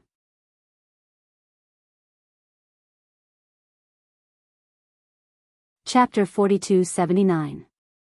As Samantabhadra Bodhisattva of Nanwo stepped aside, the previously closed main hall of the exquisite temple suddenly opened. Although the light of Buddha filled the sky and enveloped the entire great snow mountain, it was pitch black inside the main hall. Nothing could be seen, let alone the true appearance of the Buddha Lord. Ah! Seeing that the old monk had suddenly regained consciousness and was not as muddle-headed as before, Chun Qing was stunned. He looked at the open door of the main hall with hesitation, not daring to act rashly. However, he only took a glance and a sense of mission, belonging, and familiarity that he hadn't felt for a long time came from the pitch-black main hall. Something inexplicable struck his heart and lungs, striking his memories. It was as if everything he pursued was inside, as if the true face of Buddha was hidden in the darkness. Chuanzang couldn't help but take a step forward. Master. Zhen Kong panicked when he saw this. He hurriedly jumped down from the high wall and blocked Chuanzang's path. Although he could see the true face of Samantabhadra Bodhisattva, the main hall was covered by a layer of extremely mysterious things.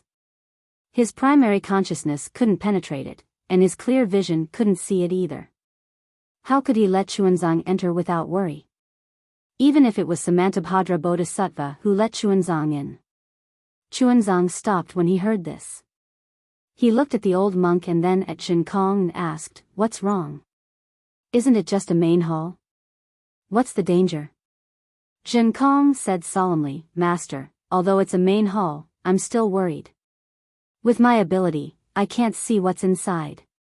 If you agree, can I go in and take a look?" "All right." Chuanzang didn't hesitate and nodded in agreement. Zhen Kong glanced at Samantabhadra Bodhisattva and ignored the displeasure on Samantabhadra Bodhisattva's face. He held the magic wand and strode into the main hall. It was very strange. Zhen Kong was able to easily enter the main hall that his yuan will couldn't penetrate. The main hall was the main hall, and the Buddha statue was the Buddha statue. There was nothing strange about it. Even if Zhen Kong released his yuan will and clear eyes technique, he still couldn't see anything strange. "Master, please come in." Zhen Kong had no choice but to wait inside and call out. "Can I?" Chuanzang's heart suddenly jumped. He felt as if something extremely important was about to appear in front of him. Moreover, he also felt that the appearance of this thing would affect his life. Everything would change because of this. He had no choice but to ask Samantabhadra Bodhisattva of the Namo pilgrimage again. Namo Maitreya. Samantabhadra Bodhisattva put away his displeasure and raised his hand with a smile. "Of course. Furthermore, I want to accompany you." Chuanzang was already a little absent-minded. He did not seem to hear Samantabhadra Bodhisattva's "I." As Chuanzang walked closer, the Buddhist light in the sky became brighter and more transparent. The Buddhist kingdom in the Buddhist light also became clearer. The faint chanting of the 10,000 Buddhas seemed to be right beside him. At this time, let alone Zhen Han, even Dragon Horse Zhen Feng couldn't help but calm down. He raised his head and looked at the sky uneasily. Lowering his voice, he asked, "Second senior brother, what's going on? Could it be that this monk really has some background?" "Nonsense." Zhen Han couldn't help but scold. "If he doesn't have any background, how could he go to Layin Temple to obtain scriptures? Do you think that there are millions of Buddhas in Western Paradise and everyone can go there to obtain scriptures?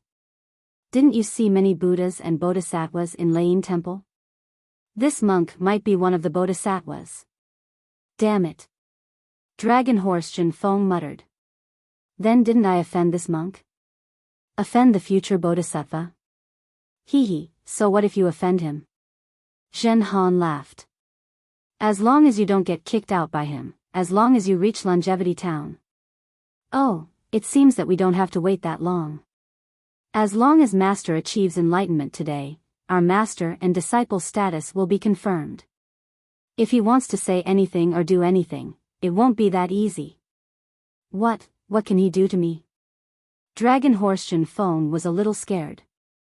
"Actually, thinking about it now, Master is very good to me. I always make him angry, but he never gets angry." "Bullshit." Zhen Han glared at him and transmitted her voice. "Do you think he's not angry? But what's the use of him being angry? He said that he wants to kick you out, but can he kick you out? I'm afraid that the only person he can kick out is eldest senior brother. However, he can't bear to kick out eldest senior brother. After all, in these 200 years, it was eldest senior brother who worked hard. If he kicks eldest senior brother out, he might not even be able to keep his life." "Damn it, how do you know so much?" Dragon Horse Zhen Feng said enviously. "Why didn't you tell me this earlier?" "Why should I tell you?" Zhen Han stole a glance at the sky above his head.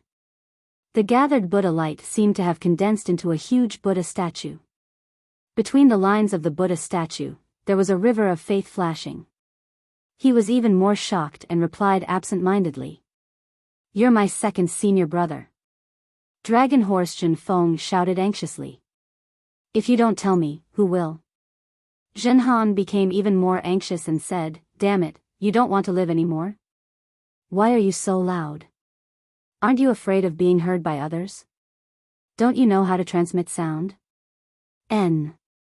Dragon Horse Jin Feng didn't dare to say more and only replied with a single word. Zhen Han was very satisfied with Jin Feng's attitude and said with a smile, "If you treat this monk as your master, then maybe I'll treat you as my junior brother." Why should this monk be my master? Dragon Horse Jin Feng was the first to speak, but he immediately came back to his senses and shouted back. "Because of that." Zhen Han pointed at the Buddha statue in the sky and didn't say anything else. "What is that?" Dragon Horse Jin Feng looked at the dazzling scene in the sky. His fist-sized eyes reflected the Buddha light and the grayish-white color of the overlapping Buddha light. At this time, Chunzong had already walked to the front of the hall and was about to step over the threshold. "Namo Maitreya Buddha, Namo Maitreya Buddha." The whole hall suddenly lit up and Buddhist chants resounded. Chuanzong was shocked. He looked into the hall and saw that it was empty. The golden body of Maitreya Buddha was lying there casually. This golden body was unusually fat, with its chest exposed. It had a very warm smile on its face. In its left hand was a small bag, and in its right hand was a thick prayer bead.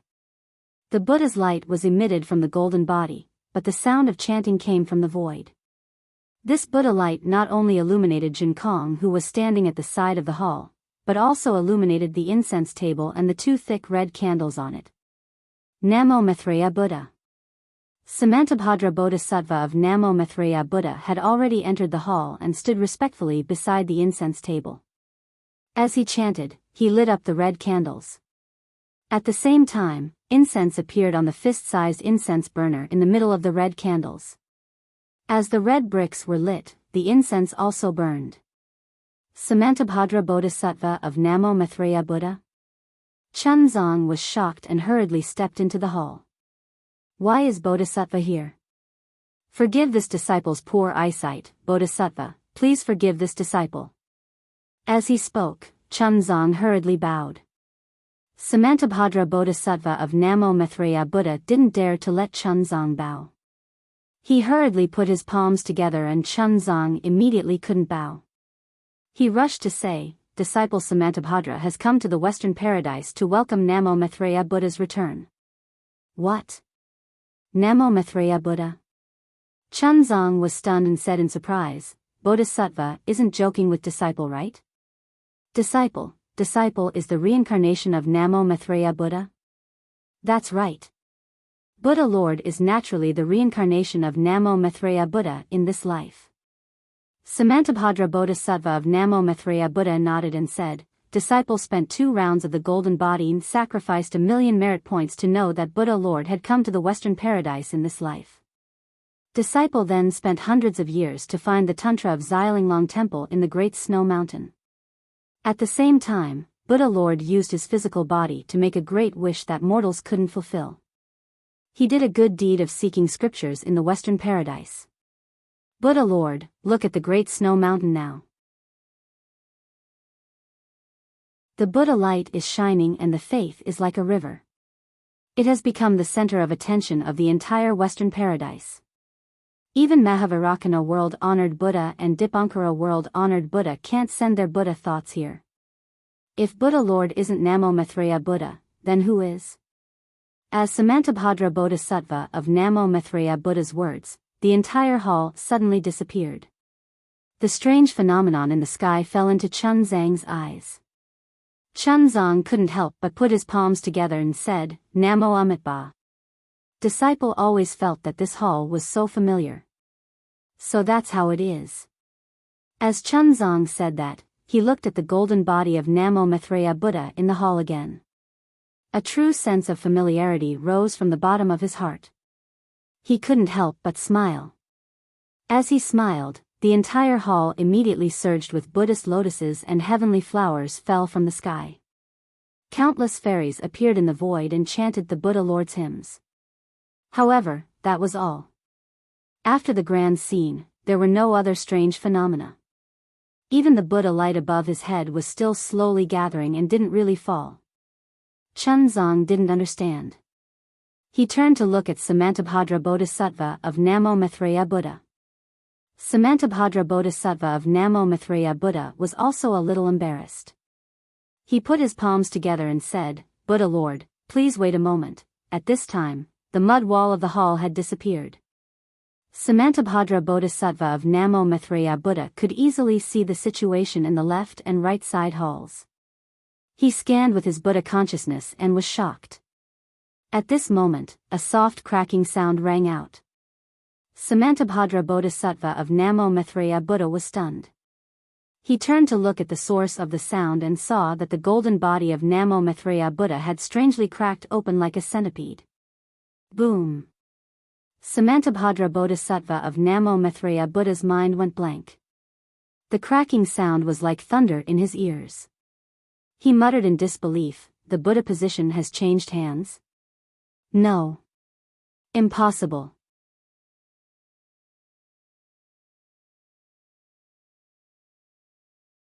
Chapter 4280. Samantabhadra Bodhisattva understood that although there were thousands of Buddhas in Layin Temple, there were not many with Buddhist positions. Just like how there were only 3,000 great Taoists, cultivators were like carps crossing the river. Only a few could obtain great Taoists. The Buddhism sect emphasized the 9 transformations golden body. The 9 transformations cultivation method did not necessarily require one to reincarnate. However, when one was forced to reincarnate, a powerful arhat would definitely have meticulous arrangements. No mistakes would be allowed. The Buddha Lords of Buddhism sect were led by Dipankara Buddha World Honored Venerable, Mahavirakana World Honored Venerable, and Maitreya Buddha World Honored Venerable. The cultivation of these 3 Buddha Lords was the biggest mystery of Buddhism sect. Even the reincarnations of the sons of Buddhas with great supernatural powers had arrangements. How could their reincarnations not have careful arrangements? In the whole world, who could break their cultivation and snatch the Buddha position from under their supernatural powers? In the eyes of Samantabhadra Bodhisattva, this was simply impossible. This had never happened since the establishment of the Buddhist sect. But now, the golden body of Namo Dang Lai Maitreya had cracked, and Samantabhadra Bodhisattva, who thought it was the reincarnation of Namo Dang Lai Maitreya, stood in front of the golden body without any change.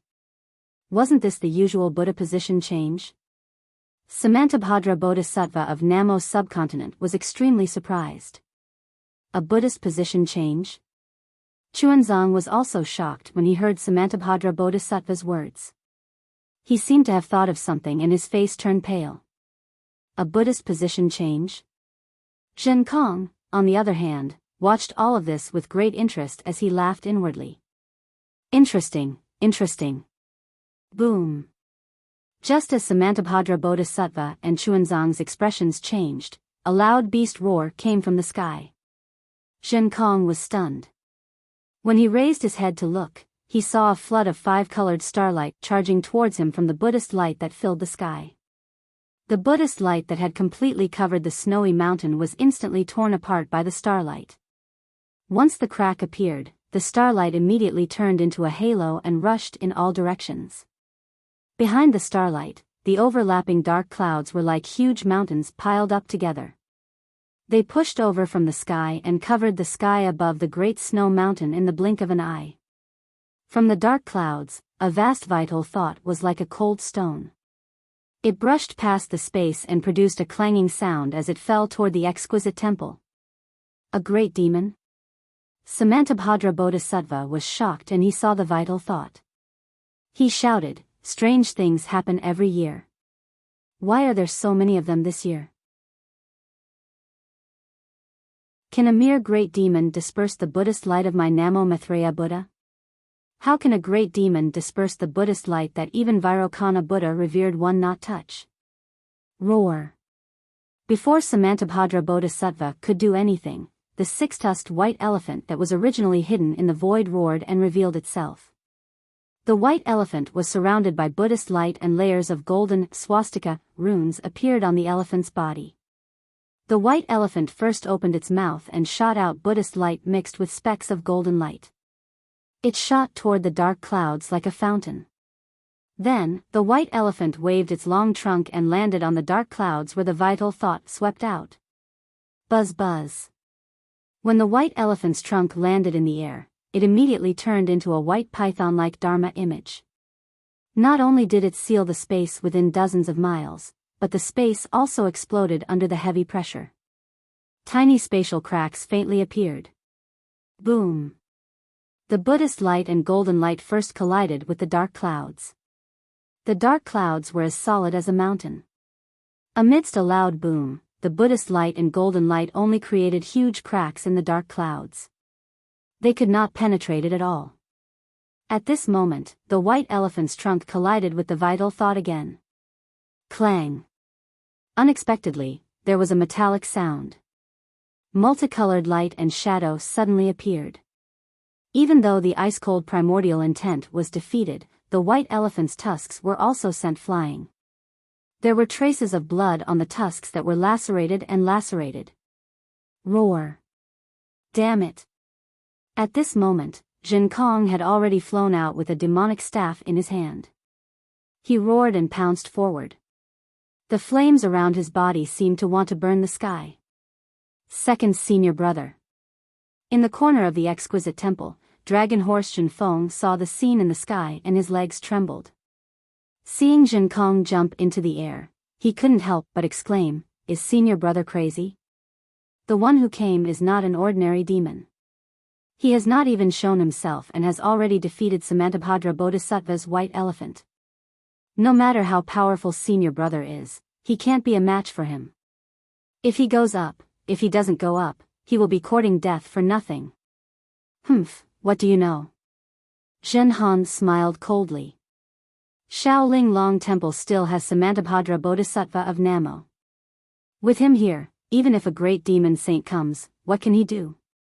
Eldest senior brother was the smartest one. Now that he had gone up, he was showing off to Samantabhadra Bodhisattva. How could Bodhisattva hurt him? "Granny, so that's how it is. I also want to go and snatch the merit." Lama Zhenfeng angrily said, "This is an opportunity to perform in front of Samantabhadra Bodhisattva. I can't let eldest senior brother snatch it away." "Bullshit." Zhen Han cursed in a low voice again. Samantabhadra Bodhisattva of Namo knows how you and I usually behave. What's the point of showing off now? You and I had better hide here and wait patiently for Master to attain Buddhahood so that we can bask in his glory.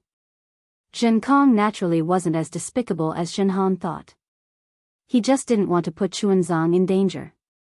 Although he knew that he wasn't a match for the one who came, he still urged his body and rushed forward. Unfortunately, before he could fall, he saw a black cloud falling from the sky and instantly landing in front of the six-tusked white elephant. The six-tusked white elephant was shocked and quickly retreated. At the same time, the six tusks suddenly left its body and turned into flying swords that pierced the black cloud. Clang, clang, clang. A series of sounds rang out as the white tusks rushed into the black cloud. However, they only managed to disperse the dark cloud a little. The five-colored light within the dark cloud reappeared and blocked the white tusks. The white tusks of the white tusks disappeared in the void. The dark cloud continued to rush towards the exquisite temple. A five-colored halo that seemed to be on the same side as the screen fell with a whoosh and smashed towards the six-tusked white elephant. Although the six-tusked white elephant had already retreated, the five-colored halo had already descended while its body was still in the air. "How dare you!" Samantabhadra Bodhisattva of Namo Daxing frowned. An 8th-rank Buddhist lotus appeared under his feet to support him. He waved the jade scepter in his hand and a huge lotus appeared out of thin air, blocking the six-tusked white elephant. When the five-colored halo saw that Lianhe had blocked it, it suddenly sped up and landed on the six-tusked white elephant's shadow. A woo! The six-tusked white elephant let out a blood-curdling screech. All of its shadows were split into 6 pieces, and its body was already drenched in blood. Clang! At this time, the huge lotus rushed into the 5-colored halo. In the sound of metal clanging, the 5-colored halo was shattered. At the same time, the lotus turned into specks of Buddhist light and fell into the air. Evildoer, eat this grandpa's staff. Before the specks of Buddhist light fell, a fiery figure rushed out from the shattered Buddhist light. A voice that could almost roar through the heavens and earth sounded. Jin Kong held the devil wand in his hand and rushed towards the dark cloud. Jia. A hoarse voice came from the dark cloud. Are you the fire ape that protects the human race? Jin Kong naturally didn't say anything. His devil wand fell into the dark cloud like a thunderbolt. With a boom, the 5-colored halo was swung out from the dark cloud like a screen. However, this time, it didn't land on Jin Kong. Instead, it landed on the devil wand. Boom! With a loud sound, Jin Kong's arms went numb and the web between his thumb and forefinger became hot. He couldn't hold on to the devil wand anymore. Woo! It flew into the air. Before Jin Kong could move his body to grab the devil wand, the 5-colored halo rose into the sky. Whoosh! The halo flashed and the devil wand was actually shattered into 6 pieces.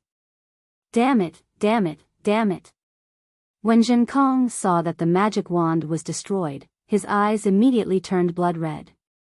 He cursed angrily and flames flickered around his body. His ape body involuntarily swelled up.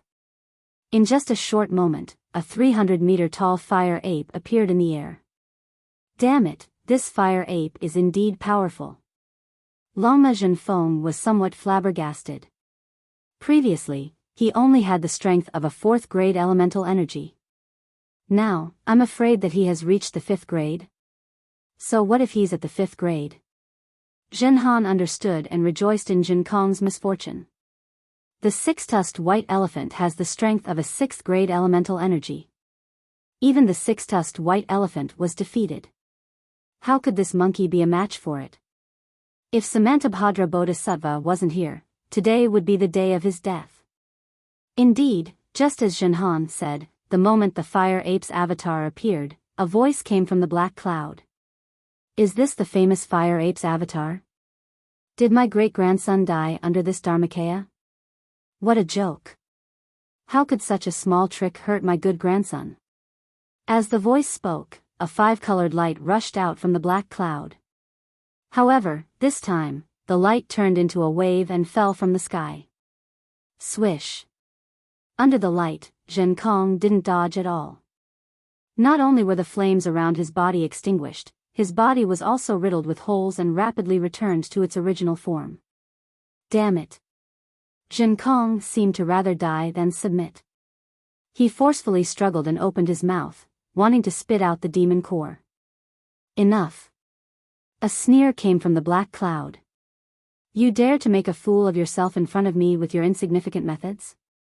If not for the fact that you're just a puppet, I would have killed you long ago. As the voice spoke, countless black strands appeared in the air around Jin Kong. They were like millions of little snakes that imprisoned Jin Kong's body. Namo Maitreya. Samantabhadra Bodhisattva of Namo Maitreya chanted and appeared beside Jin Kong. With a wave of his jade scepter, Buddhist light fell into the air like swords and dispelled the countless black threads.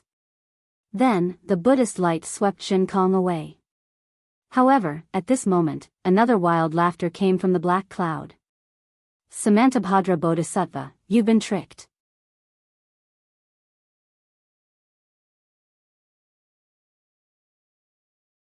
Chapter 4281.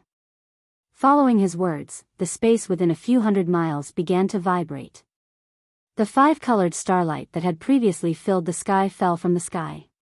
At the same time, the 5-colored starlight that had appeared at the feet of Samantabhadra Bodhisattva of Namo Majesty also began to roll up wildly, trapping him in the domain of the 5-colored starlight.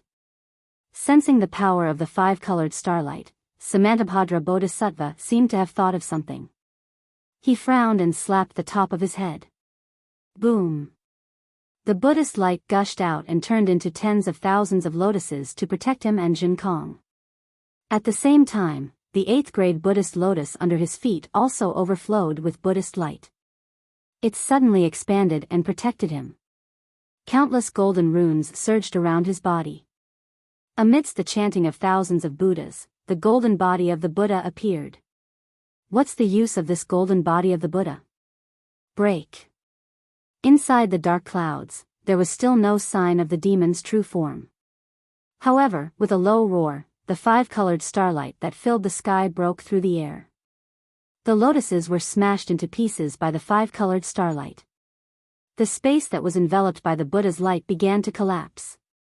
Namo Maitreya Buddha. Samantabhadra Bodhisattva's expression changed slightly. The mirror behind his head overflowed with Buddhist light. Countless streams of faith flowed out of the mirror and turned into thumb-sized lotuses that flew into the sky again. Once the Buddhist light and lotuses appeared, the entire space stabilized again. At the same time, Samantabhadra Bodhisattva raised his hand and waved it. The jade rui flashed across the mirror and hundreds of Buddhist kingdoms fell into it. Roar! Dozens of heavenly dragons flew out of the void and surrounded the jade rui as they fell towards the dark clouds. However, the space where the jade rui landed was shattered. The dark clouds didn't even have a chance to escape. The Buddhist light suddenly appeared and shattered all the dark clouds. The dark clouds disappeared, revealing the true form of the demon within the dark clouds. A five-colored shell appeared in front of Samantabhadra Bodhisattva. There were countless strange patterns engraved on the shell, and the five-colored light was produced from these patterns. Boom! The space within 100 miles of the shell was completely confined. The jade scepter carried the power of the dragon and elephant, mixed with the power of the Buddhist kingdom, and fell on the five-colored light. Amidst the glaring Buddhist light, the five-colored light of the shell also emitted an extremely bright brilliance, entangling with the Buddhist light. The whole world was trembling. The entire snow mountain was shaking. Whether it was the Buddhist light or the dark clouds, they were all shattered in the trembling. The five-colored shell was shot into the void and shadows appeared in the air. However, when Samantabhadra Bodhisattva lifted the jade rui, a laugh sounded in the void again. Samantabhadra Bodhisattva, you've been tricked again. The Bodhisattva of the Thunder Temple is so. Damn it. Samantabhadra Bodhisattva was rarely angry. He cursed in a low voice and opened his mouth. Countless heavenly flowers fell madly towards the main hall of the exquisite temple as if he wanted to protect Xuanzang in the exquisite temple. Unfortunately, before the heavenly flowers fell, the sky above the exquisite temple lit up like a mountain. The five-colored light soared into the sky again.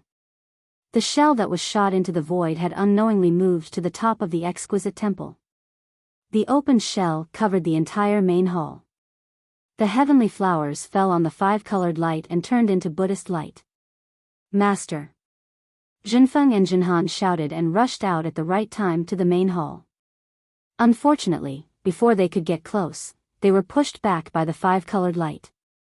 Evildoer! Samantabhadra Bodhisattva roared and raised the jade rui again. He scolded angrily, Xuanzang is the sutra seeker of nirvana that my Thunder Temple and the Immortal Palace found together. His safety concerns the safety of the 3 continents. If you hurt him, don't blame the Buddhist sect and the Confucian sect for joining forces to attack the Thousand Demons' sacred realm. Oh my! The voice in the shell was very strange. You scared me to death. So this is the sutra seeker that the Confucian sect and the Buddhist sect found together. It concerns the safety of the 2 sects of the human race? However, I heard that the Mahayana Buddhist Sutra has already been obtained. Let this little pawn of the Dragon Palace carry it to the hidden immortal continent? Why do you still need this sutra seeker? Quickly release Xuanzang. Samantabhadra Bodhisattva was somewhat helpless and shouted, Xuanzang must personally bring the Mahayana Buddhist Sutra back to the Longevity Town. Otherwise, this sutra seeker of nirvana will not be considered finished. Yes, don't worry, Samantabhadra. I will definitely let this little monk go. Moreover, I will definitely not harm a single hair on his head. The voice was very calm. Samantabhadra Bodhisattva heard this and could not help but feel relieved. He nodded and said, "Since you are so tactful, as long as you release Chuanzang, I will not pursue this matter." However, before he could finish, the voice interrupted him. "I just want to live forever and eat a piece of Chuanzang's flesh." Impudent. Samantabhadra Bodhisattva felt like he was being played. He sneered and said, "That is just a lie that the primordial chaos ancestor instigated the demon race to destroy the sutra seeker of nirvana. How can you believe that? If it was in the past, I would naturally not believe it. However, today, I saw the phenomenon of nirvana on the great snow mountain. How can I not believe it?" The voice was very proud. The scattered light on the shell shrank and shrank as if it was laughing maniacally. Before the physical body of reincarnation reaches nirvana, isn't it the primer for the elixir of immortality? Samantabhadra Bodhisattva's expression changed. His originally compassionate face turned cold. He said word by word, "This must be what the primordial chaos ancestor told you? The Tao sect is good at stealing the yin and yang of heaven and earth and doing things that harm the harmony of heaven and earth. Using my physical body to refine pills may have some magical effects. However, you must know that the reincarnation of a Buddha carries karma. How can the Tao sect's pills remove this karma? Your strength is now on the verge of the upper 8th grade of origin energy. The demon race's great sage position is in sight. It is unwise to ruin your future for the sake of immortality. Hee, if there is no limit to life, the great sage and the Buddha Lord are nothing." The great demon seemed to be moved by Samantabhadra Bodhisattva. "I see." When Samantabhadra Bodhisattva heard this, he immediately understood. He smiled and said, "I already know. If you let Chuanzang go, I can guarantee that I will personally go to Mahavirakana and ask for one for you. What do you think?" This. The demon in the shell sounded hesitant. Samantabhadra Bodhisattva took advantage of the situation and said, "Don't worry. I already know about your background and I also know about the existence of that person. You definitely did not get that person's permission to come out this time. Otherwise, that person would definitely not let you come. Don't you think so?" "You. How do you know?" The demon was shocked and asked hurriedly. "What's so difficult about that?" Samantabhadra Bodhisattva smiled and said, "How many demons in the world can have the 5-colored halo? My Layin temple is in charge of everything in the world. How can I not know about that person's existence?" "All right." The demon in the shell saw that its background was exposed and did not want to cause any more trouble. It took a step back and said, "I can release this monk, but you must give me that fire ape." "Why do you want Jinkong?" Samantabhadra Bodhisattva was surprised. "He is only protecting Chuanzang's disciple. He killed my great-grandson." The demon gritted its teeth and said, "If I don't capture him and skin him alive, how can I put down my face?" Sigh. Samantabhadra Bodhisattva was in a difficult position. Looking at the demonic creature's appearance, it must have been tricked by the Grand Mist Ancestor, and the great-grandson he mentioned must have been in the same situation. However, his great-grandson had become a sacrifice in the sutra seeking extreme bliss tribulation, completing Chuanzang's tribulation. Since he was strong enough, he had blackmailed the Buddhist sect. Samantabhadra Bodhisattva opened his mouth and wanted to say something, but he closed it again. He might not know who this demon's great-grandson was, but the Buddhist sect's Arhat in charge of the tribulation would definitely know. If the culprit was Jinkong, it would be better to say that it was the Grand Mist Ancestor or some other Arhat. How could Samantabhadra Bodhisattva say that? Samantabhadra Bodhisattva could only ponder for a moment. He glanced at the wounded Jinkong hiding in his Buddhist light and said, "Jinkong is right here. You can come and take him at any time." However, you should let Xuanzang out first and ask him. After all, he is Jin Kong's master. Jin Kong was powerlessly lying in the air. The demon's five-colored halo was extremely strange. Not only did it destroy his physical body, but it also prevented his physical body from recovering. Moreover, it was corroding his heart and lungs at an extremely fast speed. Jin Kong circulated his cultivation technique to resist. He saw everything that happened in front of him. Perhaps he already knew his ending, but there was no cowering or fear in his eyes. Ha! Samantabhadra, are you trying to shirk responsibility? The demon found it funny when he heard Huang Xiaolong's words. The little monk is in my hands. His life and death is up to my will. Can he object? Why don't you just send Jin Kong over? Why go through all this trouble? Namo Maitreya. Samantabhadra Bodhisattva waved his hand and Jin Kong was sent to him. He said, ask Xuanzang. As long as he nods, I will immediately hand Jin Kong over to you. You really took off your pants to fart. What an unnecessary move. The demon was a little impatient. The light from the shell spread out and revealed Xuanzang's figure. He said coldly, little monk, you already know the origin of this matter. Do you want to be eaten by me? Or do you want Jin Kong to come with me? Namo Amitabha. Xuanzang didn't hesitate at all. He chanted the name of Buddha. How can I let my disciple die for me? I am willing to go with you. Ah! The demon was completely stunned. You want to be eaten by me? Is there something wrong with your brain? Xuanzang. Samantabhadra Bodhisattva was also very anxious. He shouted, don't forget your responsibility. Don't forget the great wish you made in the Longevity Town. Sacrificing Jin Kong can save countless lives.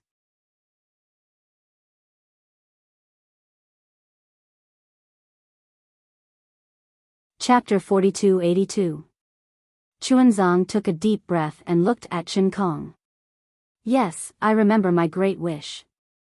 I'm willing to let my Buddha light shine on the hidden immortal. I also hope that the kind men and women of the three continents will listen to the teachings of my Mahayana Sutra. But Jin Kong is also a living being. Not to mention the fact that he has protected me for 200 years, even if he's a complete stranger, I have no right to decide his life and death. In this world, the only one who can decide my life and death is myself. I'm willing to exchange my life for Jin Kong's. Idiot. Samantabhadra Bodhisattva couldn't help but scold. Xuanzang, not to mention that just the fact that you're responsible for the Sutra of Nirvana means that you can't talk about life and death. Your life and death no longer belongs to you but to the Thunder Temple and the Immortal Palace. Your death could lead to the deaths of millions and millions of lives. After hearing Samantabhadra Bodhisattva's words, Xuanzang felt an inexplicable sense of disgust.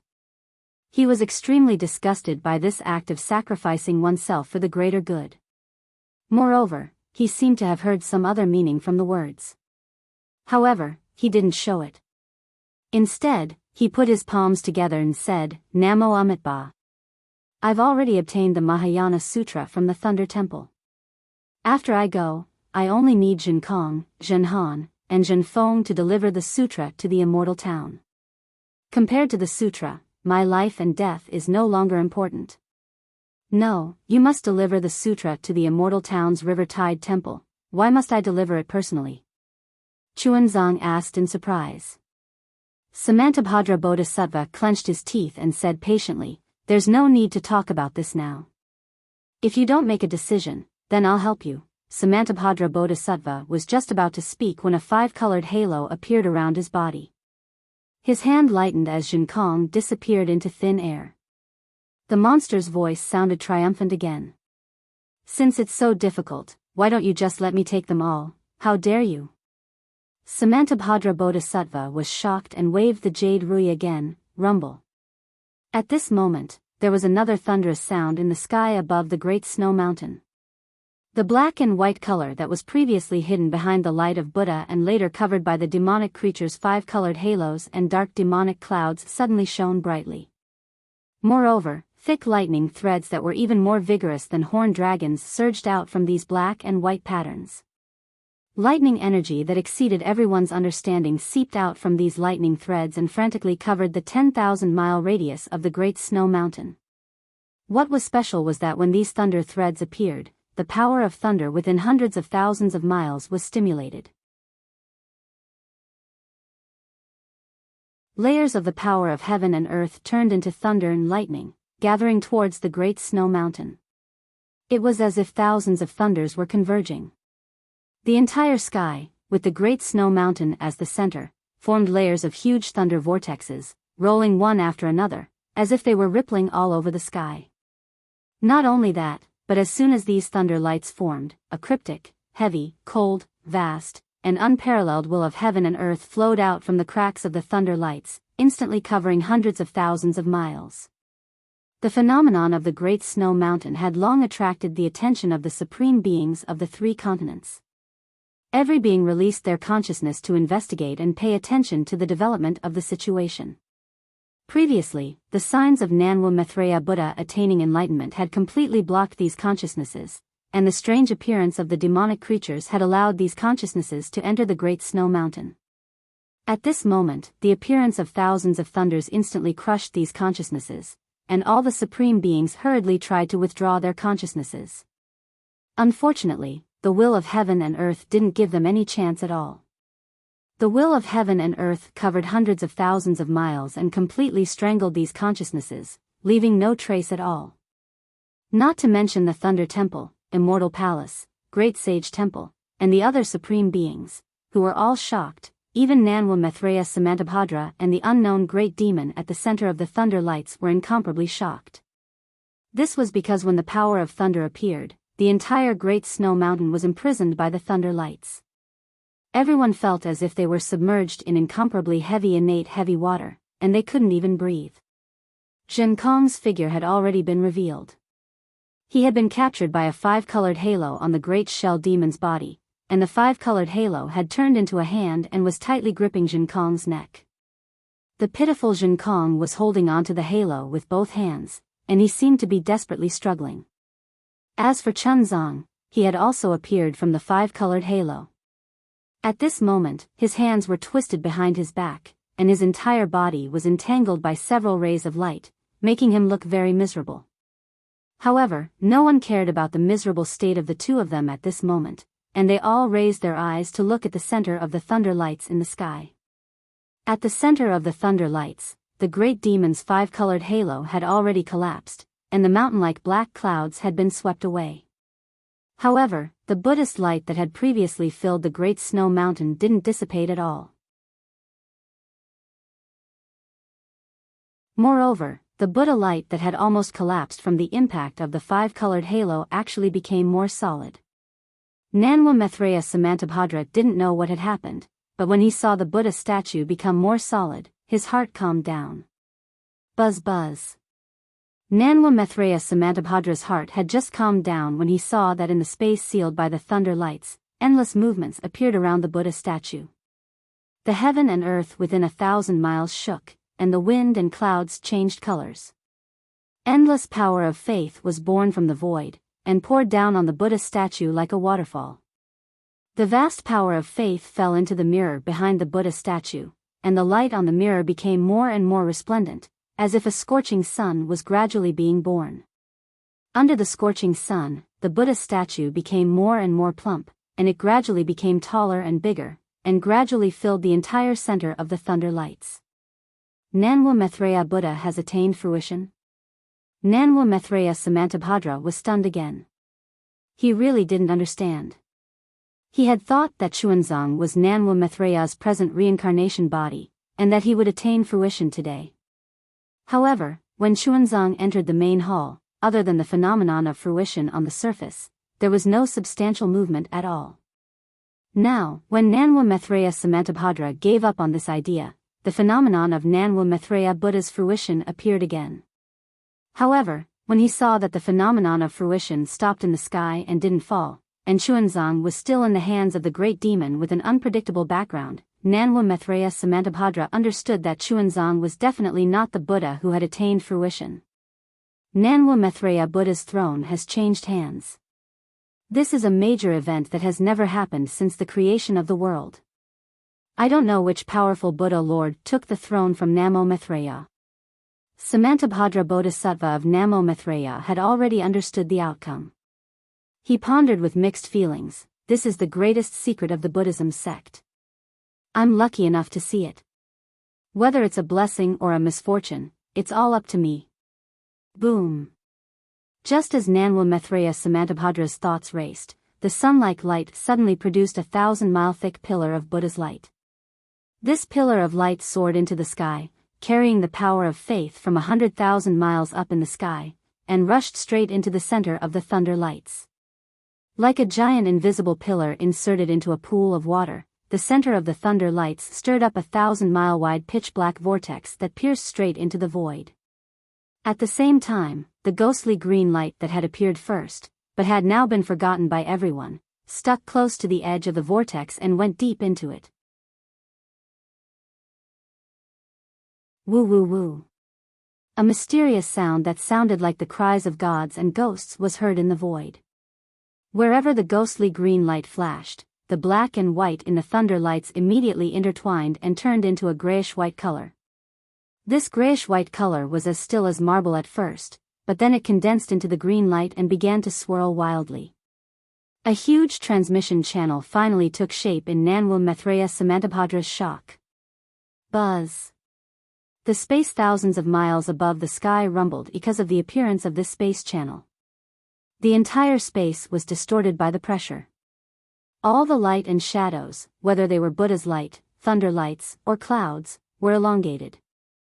The sound of thunder was also faintly discernible in everyone's ears. Swoosh swoosh swoosh. The will of heaven and earth, which had previously imprisoned hundreds of thousands of miles of the great snow mountain, began to permeate the space, creating ripples in the distorted light and shadows. Someone from the Buddhist kingdom? Nanwa Maitreya Samantabhadra was so shocked that he was numb. He did not know how to think. A thought was barely squeezed out of his mind, but it was instantly shattered by the scene in front of him. Woo! A strange whistling sound of wind was heard.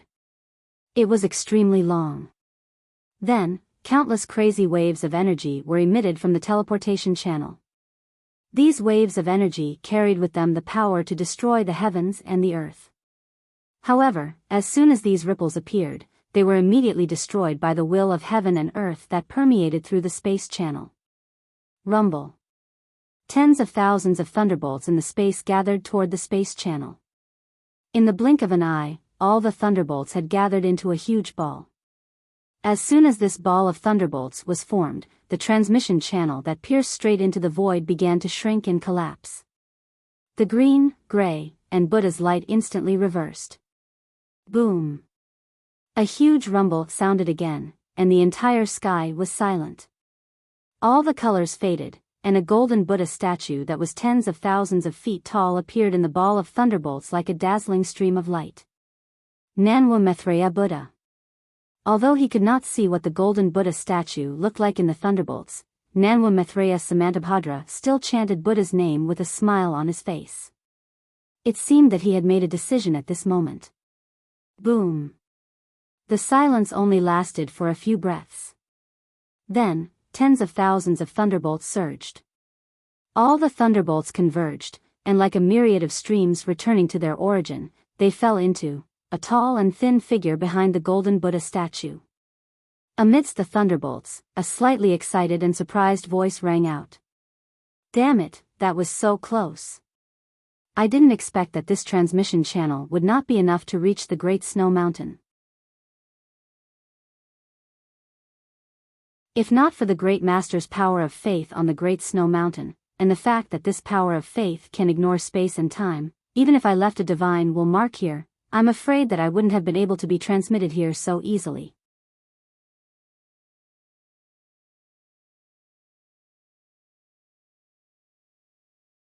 Chapter 4283. Namo Maitreya Buddha, don't be happy too early. We haven't explored yet, so we don't know if this is the Great Snow Mountain. If this is the Great Snow Mountain we are in. At this time, the lightning disappeared, and a divine sense that made Samantabhadra Bodhisattva's heart tremble swept over from the place where the lightning disappeared. When that divine sense instantly covered the entire Great Snow Mountain, the excitement and ecstasy in that voice disappeared without a trace. Yes, this is the Great Snow Mountain, and below us is the exquisite temple. Even, this Great Snow Mountain is the Great Snow Mountain we are in. Because the sutra seeking extreme bliss has only just begun. Namo Maitreya Buddha. Another voice sounded in the air. This way, our inner demons can be cut off. Yes, since we have already returned, this welcoming ceremony is unnecessary. While speaking, Xiaohua's thin and tall figure slowly walked down from where the lightning was. It was as if there was a flight of stairs that led to the heavens. As Xiaohua walked down, layers of pressure fell on the little exquisite temple like a huge mountain.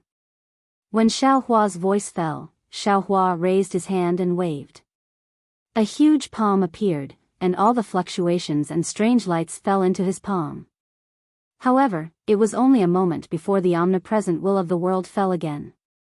With a swish-swish sound, the huge hand immediately shrank by more than 40%. However, even so, in the sky, other than the Buddhist light, the five-colored halo, the dark clouds, the lightning, and the clouds were all taken into Xiaohua's hand. Even the sky that was like a wrinkle was smoothed out by him at this moment, causing everyone to tremble in fear.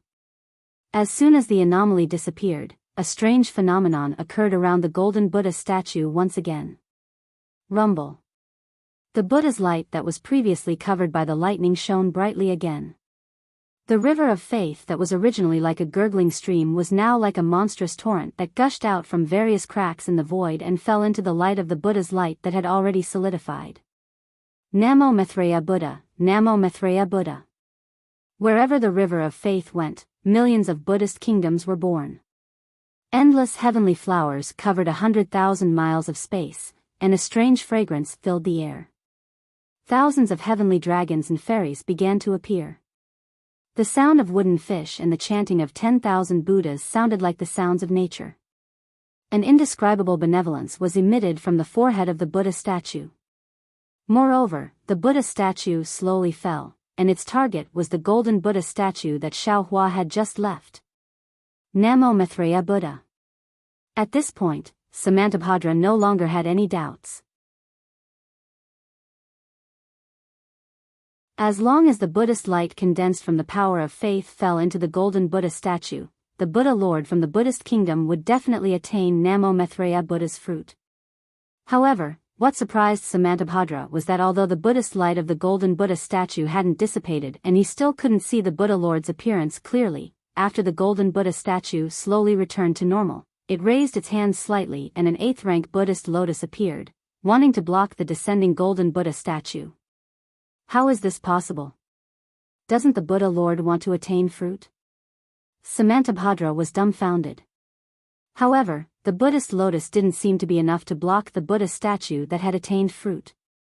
The Buddha statue landed on the lotus platform under its feet. Alas, why do you have to make things difficult for this poor monk? The golden body of the Buddha sighed. The compassion in his words made the selfish thoughts in Samantabhadra Bodhisattva's heart disappear instantly.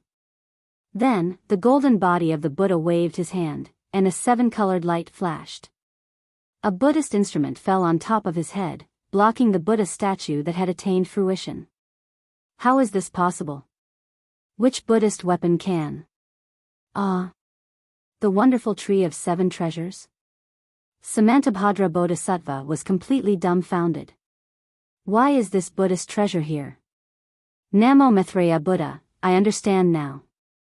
With this item alone, Buddha Lord can obtain the position of Namo Maitreya Buddha. Since the Buddha statue was stopped, the golden Buddha statue returned to its original state. When the golden Buddha statue turned around, Samantabhadra of Namo Pilgrim had a complete mental breakdown. He was almost ecstatic in his heart, because there was another Chuanzang in front of him. This. Samantabhadra felt his golden body lose its color and he felt like scratching his ears and cheeks. Second senior brother, quickly come and see. Draconic horse Jinfeng raised its head, its hooves trembling slightly as it said, "There's another monk in the sky." Nonsense. Jinhan swallowed a mouthful of saliva and whispered, "That's Master." Master? Draconic horse Jinfeng was stunned. Looking at Xuanzang, who was still being captured by the five-colored demon race, he asked curiously, "Isn't our master that? How can that weak monk be our master?" Jinhan coldly transmitted, "Only this Buddha Lord who can attain Buddhahood can be our master." Draconic horse Jinfeng understood the meaning of Jinhan's words and couldn't help but shout, "Second senior brother, you're really good at taking advantage of the situation." Jinhan smiled and said, "There are hundreds of millions of people like me in the 3 continents. One more won't make much of a difference." Namo Maitreya Buddha. The Buddha statue with the face of Xuanzang, but in reality, it was Buddha Subhudi's golden body. Just as it was about to speak, Xiaohua opened his mouth. His voice was extremely cold and frigid. Even though his voice was extremely faint, it resounded like thunder within the space of 1,000 li. "Master, let's put your matter aside for now. It won't be too late to talk about it after I deal with this matter. I'll listen to Tunyue's instructions." Bodhi smiled and didn't say anything. He also slowly walked down from the sky. As Bodhi walked down from the sky, the imprisonment of the entire Great Snow Mountain disappeared like snow melting ice. Seeing that the imprisonment was gone, Samantabhadra Bodhisattva didn't dare to be negligent. He hurriedly stepped on the lotus platform and flew up to the sky to greet Bodhi. He put his palms together and saluted, "Disciple Samantabhadra Bodhisattva greets Maitreya Buddha of the world." Namo Maitreya Buddha. Bodhi waved his right hand and the Buddha light turned into a cluster of heavenly flowers that supported Samantabhadra Bodhisattva. He said, "This poor monk isn't Buddha Lord Maitreya Buddha. Bodhisattva, you've bowed to the wrong person." "What? Buddha Lord? Buddha Lord isn't Buddha Lord?"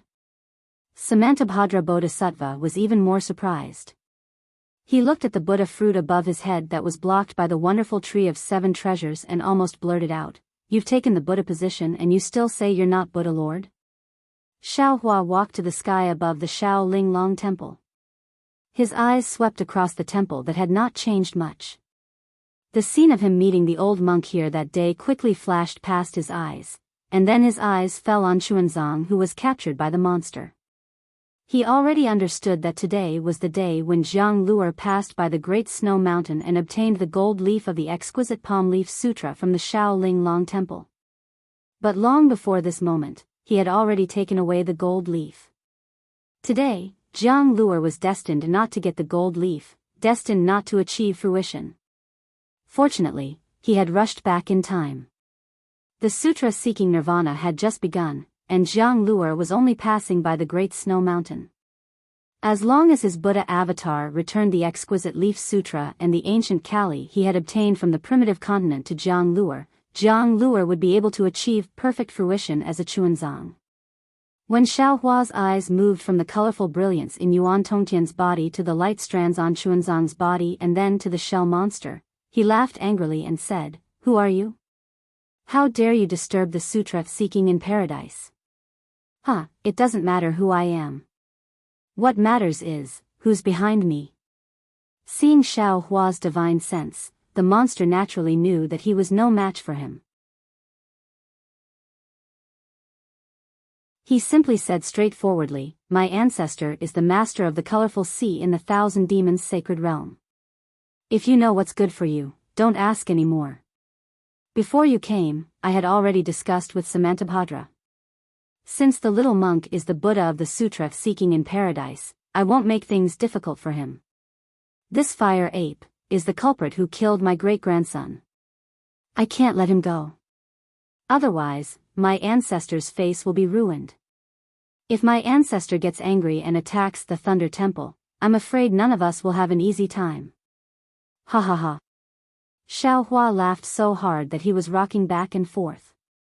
He pointed at the five-colored demon race and said, if it was before the sutra seeking extreme bliss, this poor Taoist would have hesitated. But now, these words are just a joke in this poor Taoist's ears. If your ancestor's face is ruined and the Thunder Temple's face is ruined, then does this Zhao's face look good?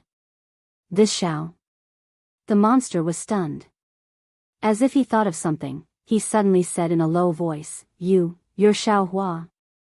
Then, the five-colored halo around the monster's body shone brightly.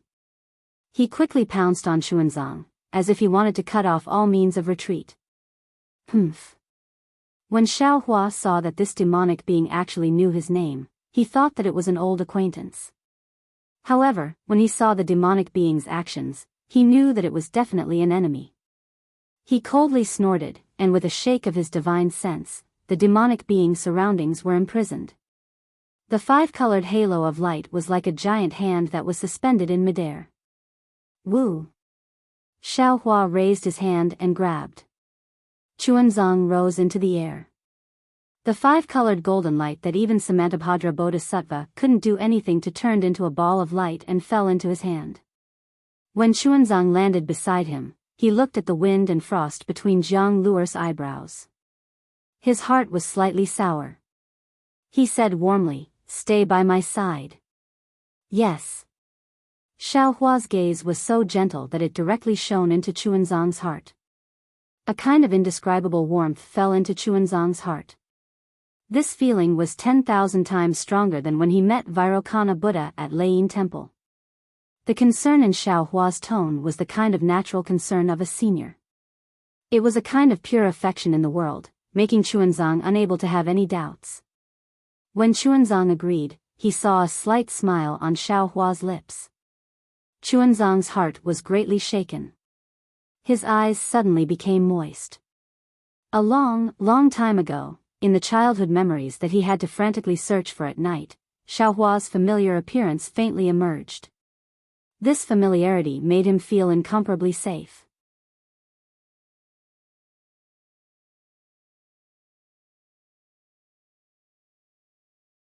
Chapter 4284. Xiao Hua originally wanted to turn his head, but when he saw Xuanzang's expression change, his heart moved, and he said with a smile, Xuanzang, don't be afraid, just stand here. With this Xiao here, no matter who it is, they can't hurt even a hair on your head. Xiao Hua's words were really arrogant, but in Xuanzang's ears, they were so firm. He didn't put his palms together to speak, but slightly nodded, and replied, yes. At this time, his expression had already returned to normal. Useless thing. Xiao Hua's gaze fell on the seriously injured Yuan Tongtian in midair, and he scolded. Yuan Tongtian saw Xiao Hua's powerful appearance, and his heart was already shocked. He and Xiao Hua's fate was not shallow. Early on in the Flame Forest Swamp, when he was released from the seal, he saw Xiao Hua. At that time, Xiao Hua was just an aura-refining cultivator, and in his eyes, he was just an ant. Later on, when he saw Xiao Hua again, the fire ape began to suffer in Xiao Hua's hands. After that, Yuan Tongtian refused to submit to Xiao Hua several times, and that unruly temperament aroused Xiao Hua's good impression. Now that he saw Xiao Hua again on the snowy mountain in the Pure Land world, Yuan Tongtian almost didn't dare to believe his eyes. At this time, Xiao Hua's magical power was far from what he could compare to. His unruly temperament simply didn't have the qualifications to be arrogant in front of Xiao Hua. However, when Yuan Tongtian heard Xiao Hua's words, he was stunned at first, but then, a shock that was even more indescribable than when he saw Xiao Hua rose from the bottom of his heart. In just an instant, he seemed to have understood something. He was originally imprisoned by Xiao Hua. How did he inexplicably come to the Pure Land world? Perhaps only Xiao Hua knew. Moreover, although Xiao Hua's words were scolding, but it was obviously a kind of rebuke from an elder to a junior. Yuan Tongtian connected Patriarch Subhuti and Xiao Hua together, and he couldn't help but struggle. Xiao Hua also didn't expect that in Yuan Tongtian's ears, his words were simply 100 times more effective than elixirs. Yuan Tongtian's dispirited face immediately showed ecstasy, and the heart that had been wandering for hundreds of years suddenly returned to him. His eyes blossomed with a rare golden light, and that golden light was blocked by overflowing tears. Yuan Tong Tian suddenly flew into the air. His flesh that had been torn apart by the five-colored halo was now bleeding profusely. Humph. Seeing Yuan Tong Tian like this, Xiaohua's heart ached for no reason. He waved his hand, and the five-colored brilliance around Yuan Tongtian's body also fell into his hand, and at the same time, a medicinal pill, and said to come to the Pure Land world to seek scriptures. To seek scriptures isn't to be courting death? How would Yuan Tongtian dare to speak? When the medicinal pill fell into his stomach, the magical effect rushed out from inside out, and the wounds all over Yuan Tongtian's body healed at a speed visible to the naked eye. See. Others might not know, but Namo Great House Samantabhadra was extremely clear about the dangers of the five-colored halo. This halo that even gave Mahavirakana a headache was like child's play in Xiaohua's hands. How could he not be shocked? Immediately after, Xiaohua did another thing that shocked everyone. Xiaohua didn't make a move against the five-colored demon, but instead raised his hand and took out the Kunlun mirror from his bosom. Under the urging of his magic power, a beam of light shot out, and 1,000 zhang long pig demon flew out from that beam of light. What a big pig! Dragon Horse Shinfeng couldn't help but cry out in surprise in the small temple. How many meals will it take to finish this? When this pig demon appeared, the will of the world that had already disappeared near the snowy mountain reappeared. With a crackling sound, inexplicable thunderbolts and fluctuations fell into the pig demon's body, and the pig demon's body rapidly shrank, and in a few breaths, it was only 100 zhang long. Stop eating. Xiaohua looked at the sleepy Tunshin, who still didn't know what was going on, and angrily scolded, "Why aren't you looking at who this is? Who is it?" When Tunshin heard Xiaohua tell him to stop eating, he was startled at first, but when he saw Jianglu, beside Xiaohua, the sleepiness on his face instantly disappeared, and a kind of excitement and ecstasy emerged from his heart. He recklessly threw himself in front of Chuanzang, kowtowed, and shouted, "Buddha Lord, you! So you are here. Amitba." Chuanzang naturally didn't understand what was going on, and was somewhat at a loss as to what to do as he looked at this unusually simple and honest pig demon, not knowing what to do. Xiaohua looked at Yuan Tongtian, and then at Dragon Horse Jinfeng and Jinhan in the small temple, and his eyes turned, and he said with a smile, "Your Buddha Lord is currently praying for sutras in paradise, and needs a disciple to protect him. Whether you can obtain this honor or not will depend on your performance." Yes, this disciple understands. Tunshin was really ecstatic, and the pig head looked around.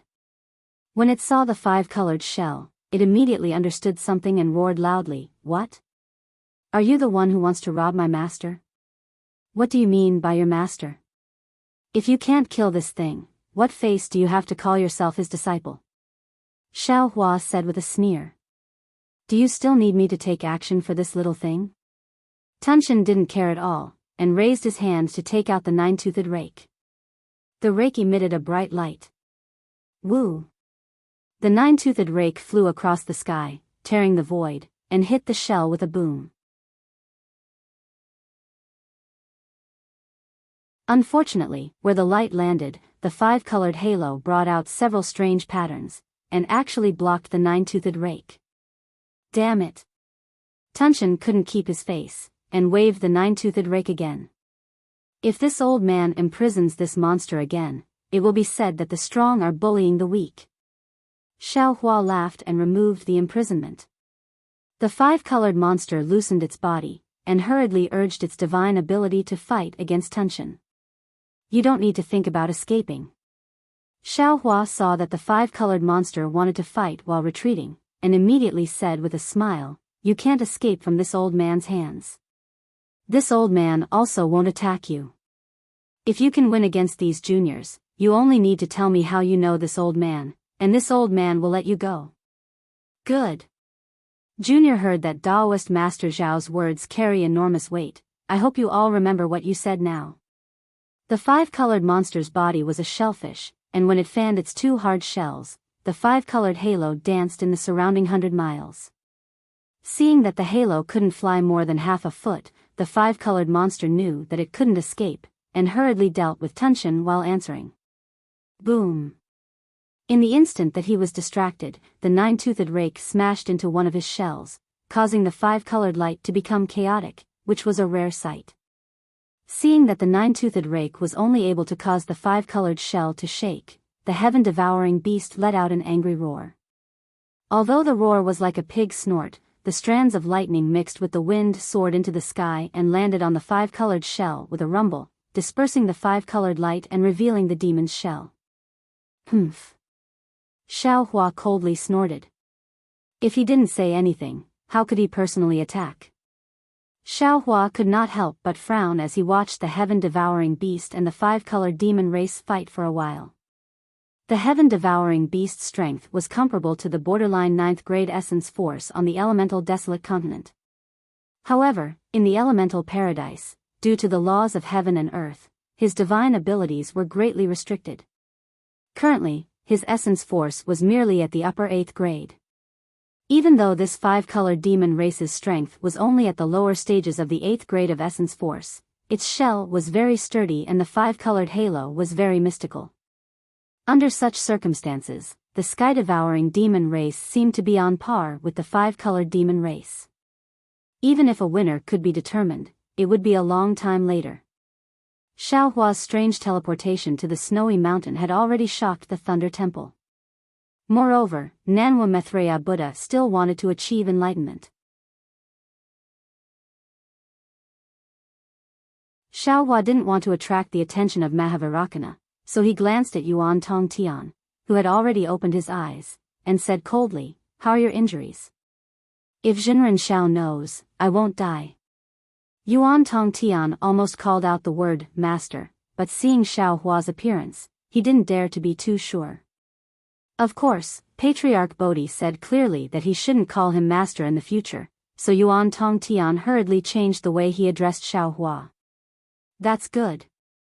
Xiao Hua waved his hand, took out the wishful steel rod, and threw it to Yuan Tongtian. "I'll lend you this thing first, go kill this monster first." "Yes, Jinren." Seeing Xiao Hua throw his weapon to him, Yuan Tongtian was really happy.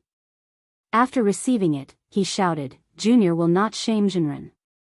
Yuan Tongtian practiced the dragon transformation art, and his arms were infinitely strong, but the moment he received the wishful steel rod, his whole body couldn't help but fall a lot. But it was only a few breaths. Yuan Tongtian roared, waved the wishful steel rod, and rushed to the five-colored demon clan. The five-colored demon clan was already tired of resisting the tension, so how could he handle Yuan Tongtian's addition? It was just a few rounds. Boom! The wishful steel rod fell on the five-colored halo, and the five-colored halo, which specialized in restraining the Buddhist light, dissipated in front of absolute power. Ka. The moment the halo dissipated, the nine-toothed rake fell, and suddenly smashed several cracks in the shell. Puff puff puff. Just as the crack appeared, the sound of wind whistling was heard in the air again. Several pale white shadows fell and pierced into the crack again, piercing deep into the shell. They were the bone spikes that had been hidden in the air for a long time. Ow ow. The five-colored demon clan cried out in pain, and the two shells couldn't help but open. Puff. The Tunshin's pig nose had already spewed out lightning, and it took advantage of the gap to hit the five-colored demon clan inside the shell. Salala. Under the lingering lightning, the halo above the shell was shattered, and when the light disappeared, the strange texture on the shell was also smoothed out.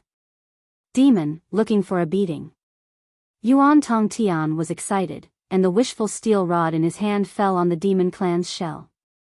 Without the five-colored light, the shell was like fragile glass, and with a crack, it was shattered. However, compared to the heaven-devouring beast, Yuan Tongtian's strike was nothing. The heaven-devouring beast raised its front hoof and smashed down like a mountain. Boom! With a loud bang, all the shells in its path were shattered. Moreover, a huge pig's hoof mark appeared on the five-colored body.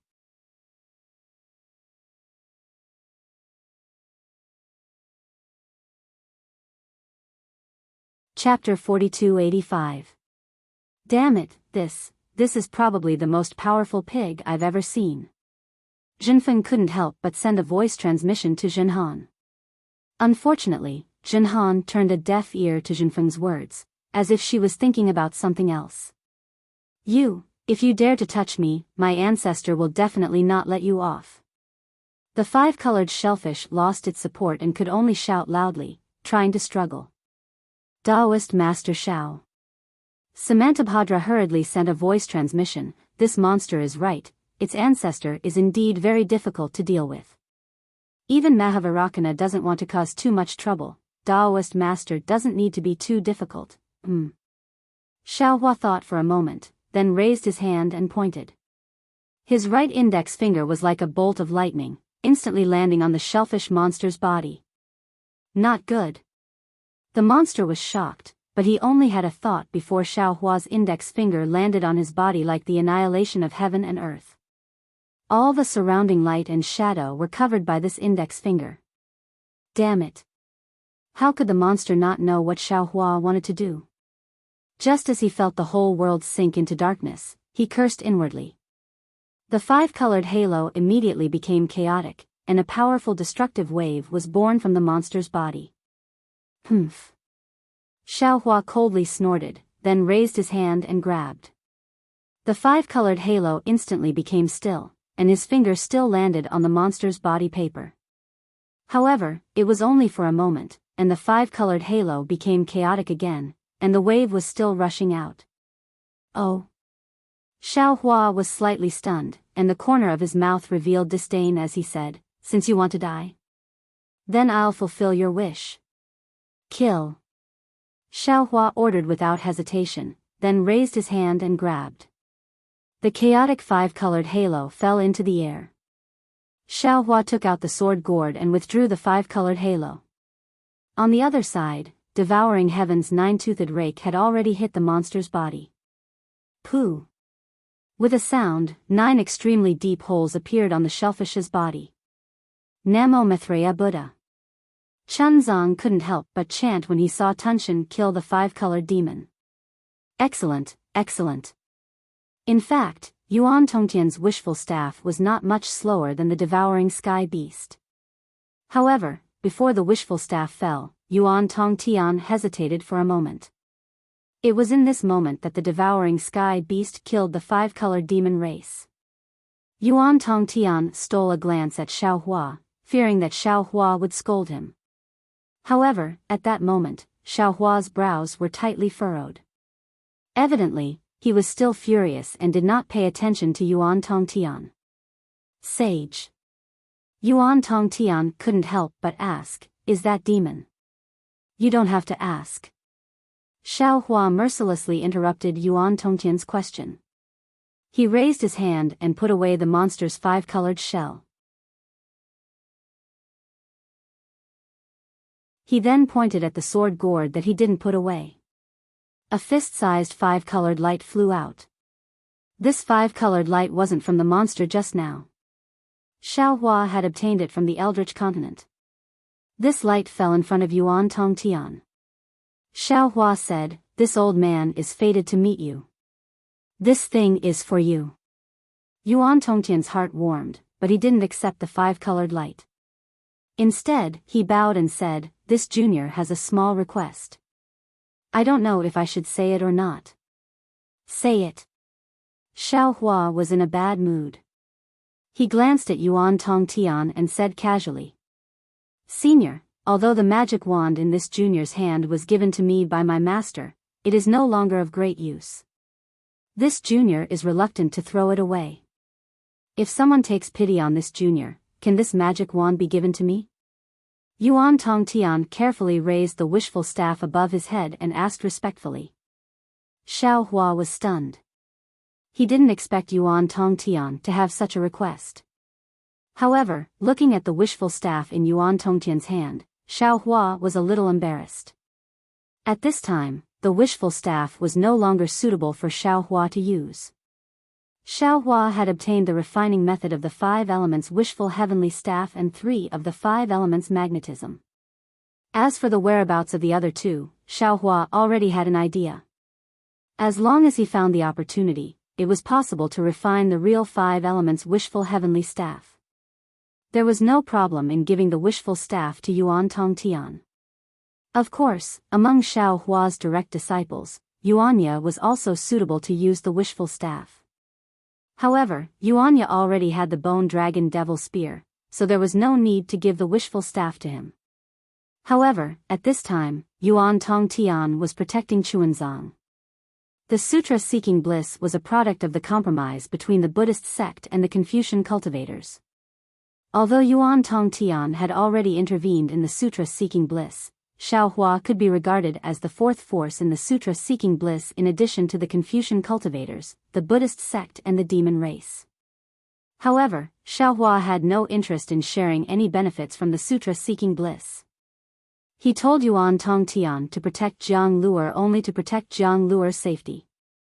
It had nothing to do with any benefits. However, if Xiaohua gave the wishful staff to Yuan Tongtian at this time, even if Yuan Tongtian had nothing to do with Xiaohua, those Confucian cultivators who could turn black into white would immediately let their imaginations run wild. Needless to say, Yuan Tongtian was originally related to Xiaohua. With Xiaohua's current cultivation and strength, it would be a joke to say that he was afraid of the Buddhist sect and the Confucian cultivators. However, if this caused a dispute, Xiaohua felt that it was not worth it. Therefore, Xiaohua looked at Yuan Tongtian's sincere face and said with a smile, "This old man can't give it to you now. If you like it, this old man will keep it for you first. After the sutra seeking bliss, when you return from the Thunder Temple, this old man will give it to you." Really? Yuan Tongtian was overjoyed. He somersaulted in the air and said with a smile, "Taoist master must keep this thing well. This junior has already escorted Chuanzang master back from the Thunder Temple.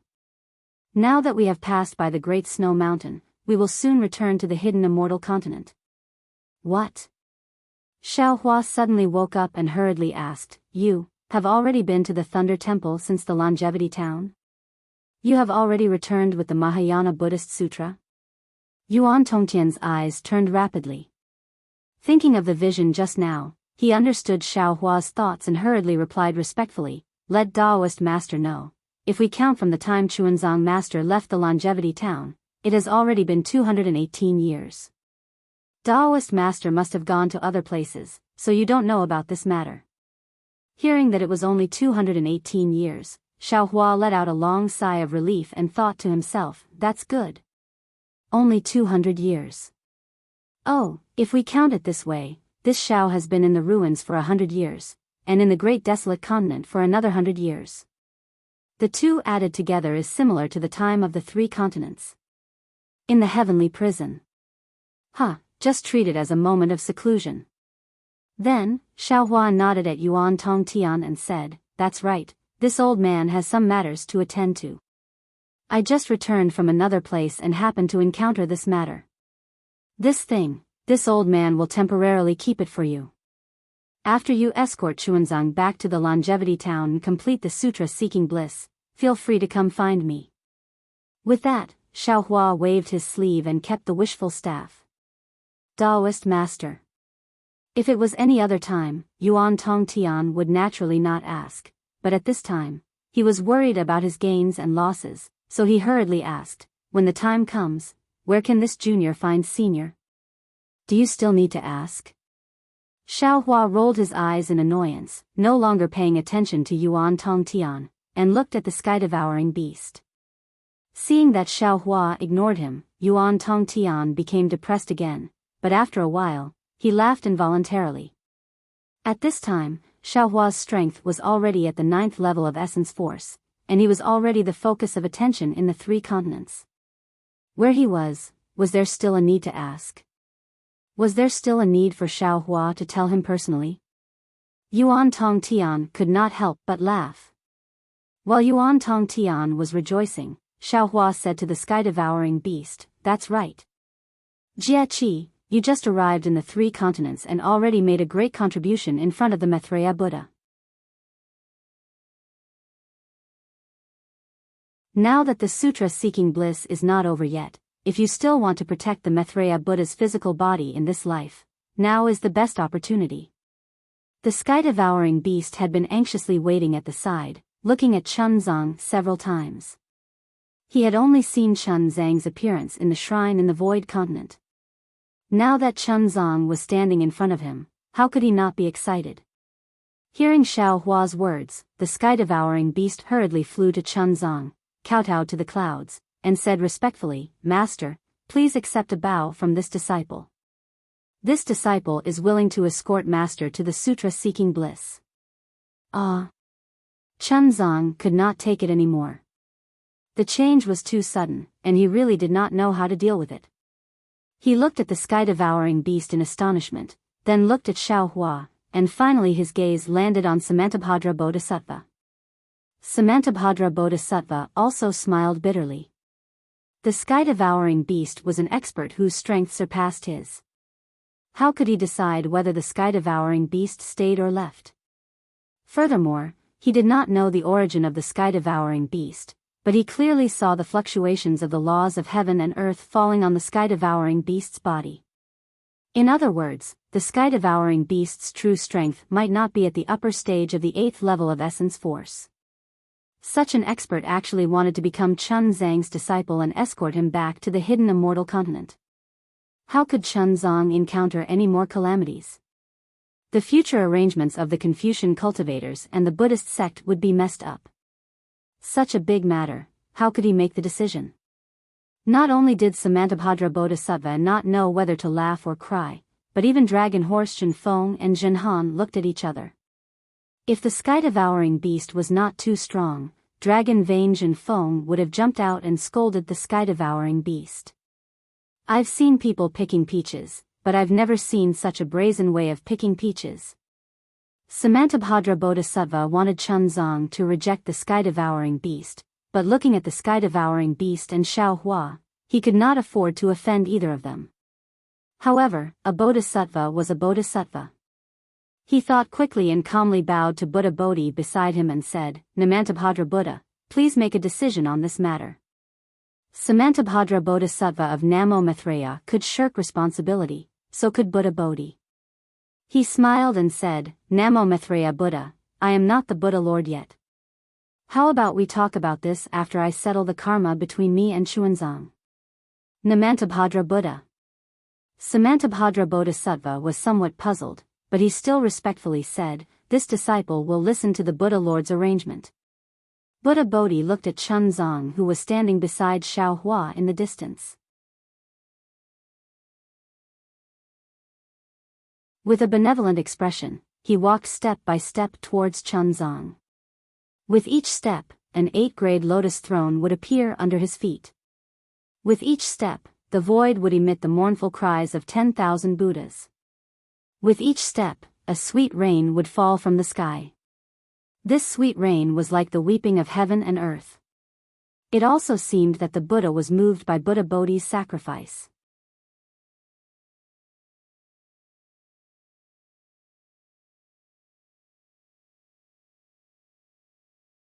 Chapter 4286. Chuanzang. Bodhi walked in front of Chuanzang and shrunk to Chuanzang's size.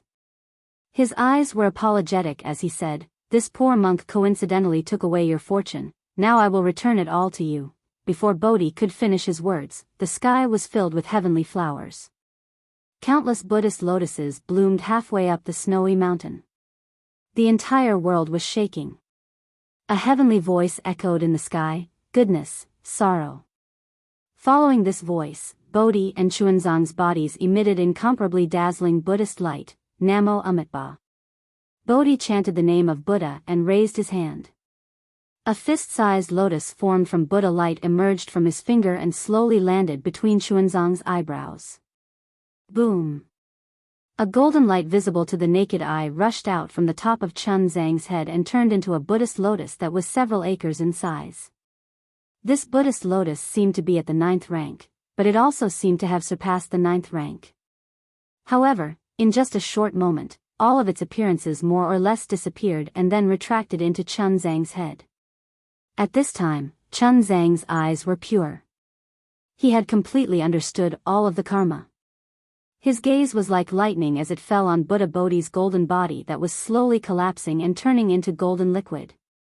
Bodhi's arm was still raised and there were still remnants of the Buddhist light on his finger, Namo Maitreya. Chuanzang smiled and also raised his finger and pointed at Bodhi's finger. Boom! The moment the two fingers touched, endless Buddhist light came out from the two fingers. The space within 100 feet folded and collapsed. One by one, Buddhist kingdoms were annihilated. There were even strands of black energy that resembled devilish energy floating out from the Buddhist kingdoms. Chuanzang's expression didn't change in the face of this abnormality. He only said, Buddhist Lord is wrong. Tribulation is fate and fate is tribulation. Karma is karma and karma is passing. Chuanzang's tribulation is Buddhist Lord's fate. Buddhist Lord's karma is Chuanzang's karma. Perhaps the previous merits belonged to Chuanzang, but they also belonged to Namo Maitreya. Now that Chuanzang is no longer Namo Maitreya, these merits don't belong to Chuanzang anymore. Chuanzang has his own path and Buddhist Lord also has his own path. Chuanzang doesn't know where Buddhist Lord's path is, but Buddhist Lord already knows where Buddhist Lord's path is. Therefore, if it belongs to Buddha Lord, please take it away. If it belongs to Chuanzang, please return it to Chuanzang. Boom! The whole world shook again, and a clear sound of nature descended from the sky. Sorrow, goodness. The two sounds were both of sorrow and goodness, but the order of the two sounds was different, and there was a great difference in meaning. Unfortunately, at this time, Xiaohua didn't have time to understand because the Tree of Seven Wonders was unable to stop the golden body of Buddha's light from falling. Moreover, as Chuanzang's finger fell on Buddha Bodhi's finger, under the golden light, Buddha Bodhi's golden body of Buddha Bodhi actually became solid and transparent. Obviously, Chuanzang refused to accept Buddha Bodhi's ancient fortune from the untainted land and all the merits of his previous lives.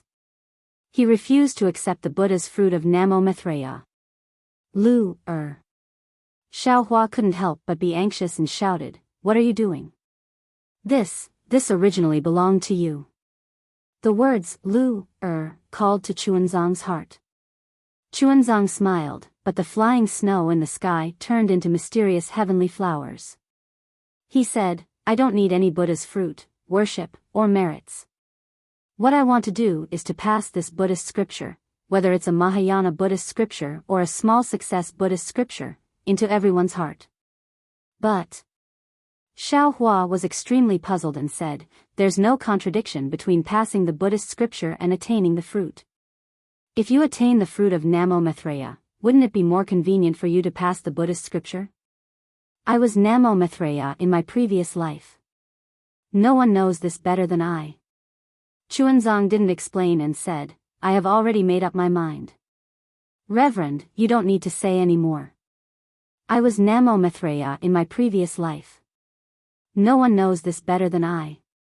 Chuanzang didn't explain and said, "I have already made up my mind. Reverend, you don't need to say any more." %yen hashtag and in the exquisite temple, Dragon Horse Shen Feng couldn't help but mutter a few words in dragon language. Although his voice was soft, Chuanzang Han could hear it clearly. He didn't understand what Dragon Horse Shen Feng was saying, but looking at Dragon Horse Shen Feng's face and gnashing teeth, Chuanzang Han smiled bitterly. How could he not know that Dragon Horse Shen Feng was cursing and scolding Chuanzang? These words were definitely the same as the words that he had cursed in his heart more than 10,000 times. It's just that Chuanzang Han didn't say it out loud. Sure enough, Lama Zhenfeng transmitted his voice again. "Damn, is this monk crazy? Could it be that 10 years ago, he was captured by the Golden Pheasant Empress in the Phoenix Nest mountain range and failed to get married, and since then, he lost his mind? Seeing the Buddhist scripture that he cultivated for 9 lifetimes in front of him, he actually doesn't want it. What is he thinking? Does he want to get the Lei Yin Temple's reward of not pocketing money or being a good person?" Chuanzang Han also transmitted his voice. "That's right. I am also puzzled. This monk must have gone crazy from chanting scriptures, or his high fever from a few days ago has not subsided. Now, his brain is damaged. This is clearly his own merit and not someone else's. Now that he is giving it back, how can he refuse? He is really stupid. Dragon Horse Shen Feng scolded again and shouted, I have called him master for 200 years. Isn't it all for this day? He doesn't want this Buddhist scripture. What should we do? I am carrying this bullshit scripture. Do I really have to send it to Longevity Town? Hee hee. Chuanzang Han was also very regretful in his heart. He wished he could fly over and replace Chuanzang. Then, he vigorously nodded his head. His grandmother, what is the purpose of cultivation? What is the purpose of walking step by step for 200 years? How can he let go of such a fatty meat that was delivered to his mouth? While everyone was still puzzled, the Buddha statue had already landed on top of Bodhi's head and was about to land on his head. Buddha Bodhi was somewhat flustered. He hurriedly lowered his body, wanting to dodge. Unfortunately, Buddha Bodhi's body was somewhat similar to lightning tribulation. Although the Buddha light was faint, under the Buddha light, Buddha Bodhi's body was unable to move. While Buddha Bodhi was flustered, Xiaohua was also anxious. In the great desolate continent's Chaotian palace, he had a falling out with Buddha Bodhi and almost killed him. Wasn't his purpose to leave the opportunity for Jiang Luer? Who knew that at this time, Jiang Luer would actually refuse? This was something Xiaohua had never thought of. Xiaohua slapped his head. Clang. A loud sound was heard. Above his head, the light of the stars and the moon soared into the sky. Although the surrounding space had already been enveloped by the Buddha light, the brilliance of the stars and the moon still stubbornly squeezed into the nearby void. Then, boom boom boom. A violent roar was heard from the top of the big snow mountain. The power of the stars and the moon penetrated the void and rushed into Xiaohua's body. This vast power of the stars and the moon was like the Milky Way hanging upside down, causing the Buddha light to sway a little. Ah! Samantabhadra Bodhisattva of Namo was shocked and said anxiously, Senior, what are you doing? This is the Buddha light of my Buddha kingdom. It's not an ordinary method. Samantabhadra Bodhisattva of Namo had just finished speaking when his words came to an abrupt halt. His eyes even flashed with horror as he looked at Xiaohua. As the starlight fell, Xiaohua's avatar suddenly expanded. In just a moment, it was already 1,000 zhang in size. Moreover, as the endless starlight fell, the avatar's golden avatar directly rushed up. It seemed that it was not impossible for it to reach 100,000 zhang. As soon as Xiaohua's Dharma idol was formed, both of his hands immediately assumed the posture of holding up the sky. A several hundred zhang tall golden light phantom emerged from Xiaohua's hands and held up the descending Buddha's aura golden body. Creak creak. Xiaohua's aura golden body emitted an obscure movement, and the entire space shook. Under everyone's stupefied gaze, the Buddha's aura golden body that even the wonderful Seven Treasures tree couldn't block was actually blocked by Xiaohua in midair. Soon after, Xiaohua's godlike voice resounded, Chuanzang, I know that you have some misgivings in your heart. Before you complete the sutra seeking extreme bliss, you don't dare to reach the Buddha realm. Today, this old man will tell you one thing. Whether it is Immortal Emperor Go Chen from the Immortal Palace or the Thunder Temple's Mahavirakana revered Buddha, you don't need to think too much about it. No matter what they said to you. No matter what they promised you, you don't need to care about it. As long as your heart wants to reach the Buddha realm, you can feel at ease and reach the Buddha realm. Let this bullshit sutra seeking extreme bliss go to hell. Everything will be decided by this old man for you. Chuanzang's heart was filled with warmth as tears flowed down from his eyes. He respectfully kneeled in the air and kowtowed, enlightened. Enlightened one, please know that Lu truly doesn't want to reach the Buddha realm. I also truly want to complete the sutra seeking extreme bliss to the end. Enlightened one, please understand and give this Buddha fruit to this senior. Hiss. Xiaohua sucked in a breath of cold air. At this moment, the Buddhist light on his hands suddenly increased in strength, and the surrounding space collapsed. Numerous enormous heavenly dragons appeared one after another, and every single one of them had an aura that could destroy the heavens and the earth. This was the Buddha light of the Buddha kingdom's Buddha fruit. Although the Buddha light was merciful and would never casually kill a living being, Xiaohua was able to stop others from reaching the Buddha realm. The Buddha's demon annihilation lightning was not given for nothing. Aoo.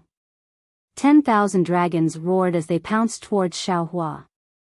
Although Xiaohua had already sealed the space around him, the power of the dragon avatar still smashed this space into pieces. Chuanzang.